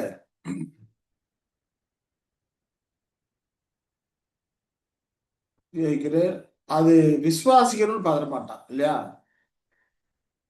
பரிசிக்கப்பட்ட கல், வெளியேறப்பட்ட கல், திட அசிவாரமான மூளைக்கல். விசுவாசிகளும் பதற மாட்டான். ஆனா விசுவாசியாதவர்கள், அதை குறித்து அறியாதவர்கள் பதறக்கூடியவர்களா இருப்பாங்க, இடர்கள் அடையக்கூடியவர்களாக அவர்கள் இருப்பாங்க. அப்ப சபையெல்லாம் அவர் மேலதான் கட்டப்படுகிறது. சபை கிறிஸ்துவின் கீழே கட்டப்பட்டு வளர்க்கப்படுகிறது. அவரே மாதிரி கல்லா இருக்கிறாங்க. அவரில் காணப்படக்கூடிய அந்த அமைப்புகள், அந்த கோணங்கள், பண்புகள், அதோடு இந்த சபை உறுப்பினர்கள் இசைவு இணக்கமாக சேரக்கூடியவர்களா இருக்கிறாங்க. விசுவாசிகளுக்கு அவர் பொக்கிஷமானவரா இருக்கிறார். வெளியேறப்பட்டவர் பொக்கிஷமானவரா இருக்கிறார். விசுவாசிகளுக்கு வெளியேறப்பட்டவர். ஆனா கீழ்ப்படியாதவர்களுக்கோ அவர் இடதுக்கு ஏதுவான கல்லும் தடுமாறுறதுக்கு ஏதுவான கண்மலையமாக இருக்கிறாரு. யாருக்கு? கீழ்ப்படியாதவர்களுக்கு. கீழ்ப்படியாதவர்களுக்கு அதே போலதான் இந்த காலம் கீழ்ப்படியாதவர்களுக்கு அநேகருக்கு இடதுக்கு ஏதுவான கல்லா இருக்கு. ஆண்டவரே யெசுவா 2ஆம் குறித்த காரியங்கள் எல்லாம் அவர் ஆளுகை குறித்த காரியம் இவ்வளவு விளக்கமாக நிறைய வசனங்கள் தெளிவுபடுத்தப்பட்டிருக்கும் போது அதெல்லாம் விசுவாசிக்காதவர்களுக்கு இடதுக்கு ஏதுவான கல்லா அந்த வசனங்கள் எல்லாமே இருக்குது. விசுவாசிக்கிறோன்னு பாக்குறான். ஏன்னா அவர்கள் எதனால் அவங்க இடதுக்கு ஏதுவான கல்லா இருக்குது? அவர்களுடைய இருக்கக்கூடிய மன மேட்டிமை, அவருடைய இருக்கக்கூடிய செல்வாக்கு, அவரதுல இருக்கக்கூடிய தாங்கள் எல்லாத்தையும் படிச்சிருக்கோம், அறிஞ்சிருக்கோம் அப்படிங்கிற அந்த மெத்தனமான போக்கு, இதெல்லாம் அவருக்கு சுருக்கும் கண்ணியமா இருக்குது. எதெல்லாம் அவர்களுக்கு சுருக்கும் கண்ணியமா இருக்குங்கிறத ஏற்கனவே படிச்சிருக்கோம் இல்லைங்களா? ஆகையினால இதற்கு ஏதுவான கல்லில் அவர்கள் இடரக்கூடியவர்களாக இருக்கிறாங்க அப்படின்னு சொல்லி நம்ம பார்க்கிறோம் இல்லையா? அப்ப கிறிஸ்துவை ஏற்றுக்கொள்வர்களுக்கு அவர் கிறிஸ்துவின் அடித்தளம், அவரை நிராகரிப்பவர்களுக்கு அவர் இடறுதலின் காரணமாக அவர் இருக்கிறார். அவர்களை வந்திருக்கிறாரு, இந்த காரியங்களை செய்திருக்கிறாரு, வேதவசனம் அது இசைவு இணக்கமா இருக்குது அப்படிங்கிற காரியங்களை விசுவாசிக்கிறவர்களுக்கு அது அடித்தளமாக இருக்கிறாரு, நிராகரிக்கிறவர்களுக்கு இடர்களின் காரணமாக அது இருக்கிறது அப்படின்னு சொல்லி பார்ப்போம். சகரியால அதை குறித்து சொல்றார்.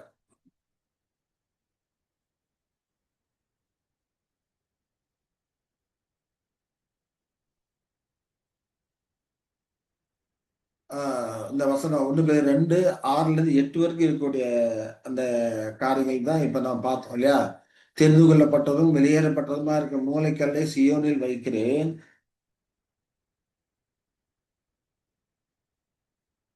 அதன் மேல் விசுவாசமா இருக்கிறோம், வெட்கப்படுவதில்லை என்று வேதம் சொல்லியிருக்கிறது. விசுவாசிகள் உங்களுக்கு அது வெளியேறப்பட்டது. கீழ்ப்படியாமல் இருக்கிறவர்களுக்கும் வீட்டை கட்டுகளால் தள்ளப்பட்ட பிரதான மூளைக்கல்லாக அந்த கல் இடதுக்கு ஏதுவான கல்லும் விடுதலுக்கு ஏதுவான கண்மலையும் ஆயிற்று. இப்ப வீட்டை கட்டுகள் யாரு? மாம்சீக சேவலர்கள். அவர்கள் தான் வீட்டை கட்டணும்.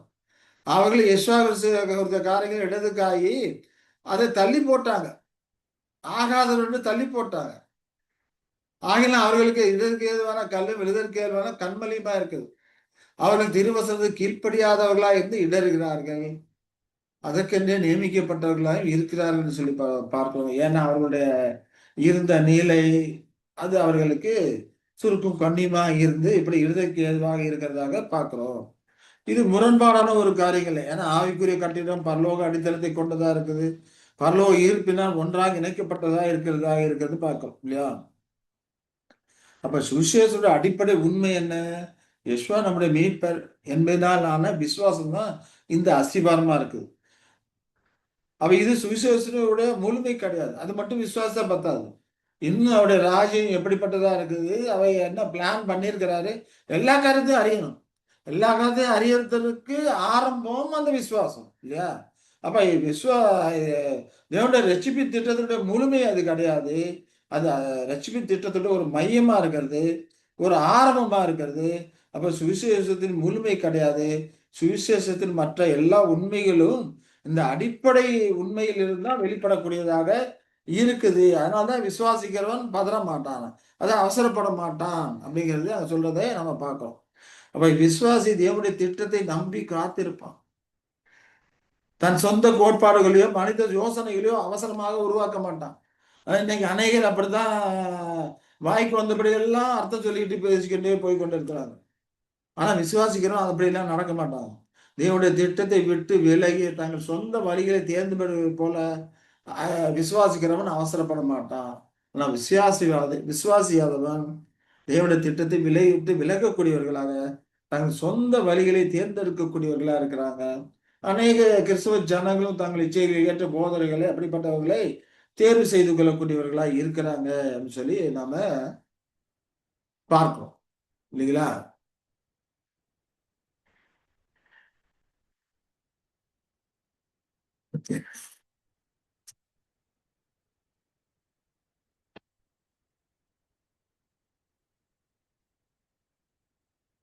இப்ப எஸ்ஐயா 28:14 சுருக்கம் என்னன்னு பார்த்தோம்னா, வெளியேறப்பெற்ற மூலைகள் யாரு என்பது கிறிஸ்துவை குறிக்கக்கூடியதா இருக்கிறது. அவர் தேவனுடைய ரட்சிப்பு திட்டத்தின் உறுதியான அஸ்திபாரமும் சபையின் தலைக்கல்லுமா இருக்கிறாரு. சபை முழுவதும் அவருடைய சாயலுக்கு ஏற்ப கட்டப்பட்டு வளர்கிறதா இருக்கிறது. அவர் மேல் விசுவாசம் வைக்கக்கூடிய ஒருவர் நிலைத்திருப்பார். தேவனுடைய திட்டத்தை நம்பி காத்திருப்பார். இப்ப மனித அறிவால் உருவாக்கப்பட்ட கோட்பாடுகளால் அவர் அலைக்கலைக்கப்பட மாட்டார் அப்படிங்கிறது இதோட காரியமா இருக்குது அப்படிங்கிறத நம்ம புரிந்து கொள்கிறோம். அப்போ தெரிந்து கொள்ளப்பட்டதும் வெளியேறப்பட்டதுமா இருக்க மூளைக்கல்லை சியோனிலே வைக்கிறேன். விசுவாசமா இருக்கிறோம், வெட்கப்படுவதில் என்னங்க சொல்லுகிறது நம்ம பார்க்கணும். சரி, யோவான் 3:15 பார்க்கும்போது, தன்னை விசுவாசிக்கிறவன் எவனோ அவன் கெட்டு போகாமல் நித்திய அடையும்படிக்கு உயர்த்தப்பட வேண்டும். தேவன் தம்முடைய ஒரே பேரான குமாரனை விசுவாசிக்கிற எவனோ அவன் கெட்டு போகாமல் நித்திய அடையும்படிக்கு அவரை தந்தருளி இவ்வளவாய் உலகத்தில் அன்பு கூர்ந்தார் என்று சொல்லப்படுகிறதை நாம பார்க்கிறோம்.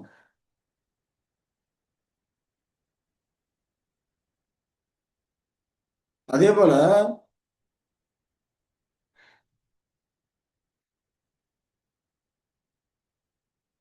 அப்போஸ்தலர் 10:43 பார்த்தோம்னா, அவரை விசுவாசிக்கிற எவனோ அவன் அவருடைய 44 பாவம் மன்னிப்பை பெறுவான் என்று தீர்க்கதரிசிகள் எல்லாரும் அவரை குறித்தே சாட்சி கொடுக்கிறார்கள் என்றான்.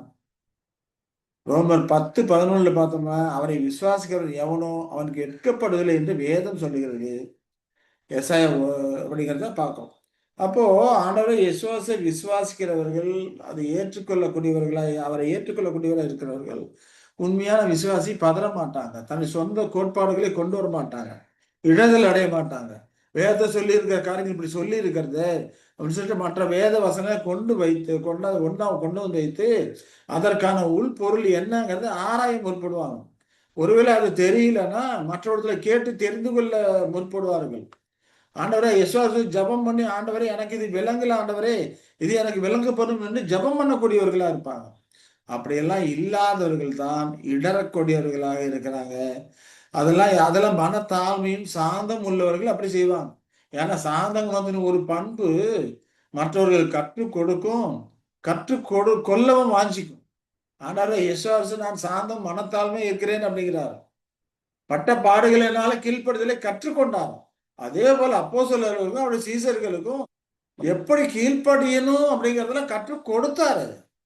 அவரே சீசருடைய அப்போஸ்தலருடைய கால்களை கழுவி, போதரும் குருமாகிய நானே உங்களுக்கு கால்களை கழுவினது உண்டால் நீங்களும் மற்றவர்கள் கால்களை அதே போல ஒருவருக்கு ஒருவர் கழுவுங்க, ஊழியம் பண்ணுங்க அப்படின்னு சொல்லிட்டு மாதிரியை எல்லாம் செஞ்சு காமிச்சாரு அப்படிங்கிறதுல பார்க்கிறோம்.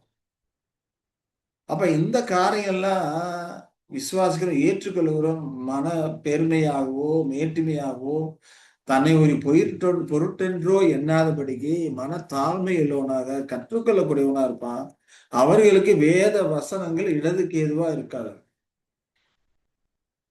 யாரு தங்களை உயர்வானவர்களாக கருதுகிறார்களோ, தாங்கள் சரியானவர்கள் என்று மற்றவர்கள் தவறானவர்கள் என்று கருதுகிறார்களோ, அவர்களுக்கு அப்படிப்பட்ட எண்ணங்கள் சிந்தனைகள் சுருக்கும் கண்ணியமா இருக்கும். ஏன்னா வேதபாரகர் பரிசேயர்கள் ஆசாரியர்கள்லாம் அவர் அப்படி இருந்தது. அதனால இயேசு முதலாம் வருகையில மாம்சத்துல வந்திருக்கும் போதே அவர்களால் கண்டுகொள்ள முடியல. இரண்டாம் வருகையில மாம்சத்துல அல்ல, ஆவிக்கிற சரீரத்தில் இருக்கிறாரு. இப்ப நடக்கக்கூடிய தீர்க்க தரிசன நிறைவேறுதுகளை இந்த காரியங்களை வச்சுதான் நாம அறிந்து கொள்ளணும். அப்ப அவ்வளவு காரியங்கள் நிறைவேறி இருக்குது இந்த காலகட்டத்துல.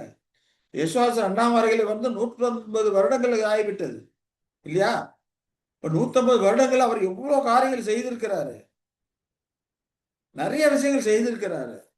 அப்ப இதெல்லாம் அறியாதபடிக்கு பரிசுத்தவான்கள் முற்று பெற்றாச்சு, பரிசுத்தவான் ஓட்டம் முடிஞ்சு போச்சு. இதெல்லாம் வேத வசனங்கள் தீர்க்க தரிசனங்கள் நிறைவேறதுல எல்லாம் நாம பார்க்கிறோம். இன்னைக்கு நிறைய சத்தியங்கள் வெளியா இருக்கு. எபிபடி காலம் நிறைய சத்தியங்கள் வெளியாகி கொண்டே இருக்கிறது. இப்ப சத்திய வெளிச்சம் வெளியாகும் போது அதை குறித்த காரியங்களை நம்ம ஆராய்ந்து நிதானித்து அதுல ஏற்றுக்கொள்ளக்கூடியவர்களா இருக்கணும். இப்ப இன்னும் நாம இடதுக்கு எதுவாக இருக்கிறோம்னா அப்ப நம்மகிட்ட ஏதோ குறைபாடுகள் இருக்கு. அப்ப நமக்கு சுருக்கும் கண்ணியமா இருக்குன்னு அர்த்தம். அப்ப அந்த காலகட்டத்திலே வேத பாரக பரிசேயர் ஆசார் இருந்தது போலவே இந்த காலகட்டத்தில் அநேக கிறிஸ்தவர்கள் இருக்கிறாங்க. அப்ப யார் யாரெல்லாம் அந்த இடதுக்கு எதுவான கல் இருக்கோ அதெல்லாம் கர்த்தருடைய பிள்ளைகள் பொறுக்கி போடணும்.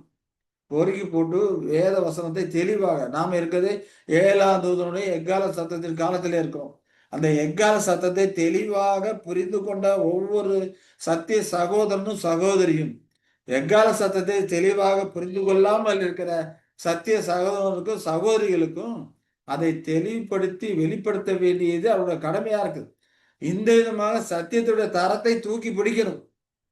ஆனவர் யெசுவாஸ் 2ஆம் வருகையில் வந்திருக்கிறார், ராஜ்யத்தை ஆண்டு கொண்டிருக்கிறாரு, இன்னென்ன காரியங்களை செய்து கொண்டிருக்கிறார் அப்படிங்கிற காரியங்கள் எல்லாம் தூக்கி பிடிக்கணும்.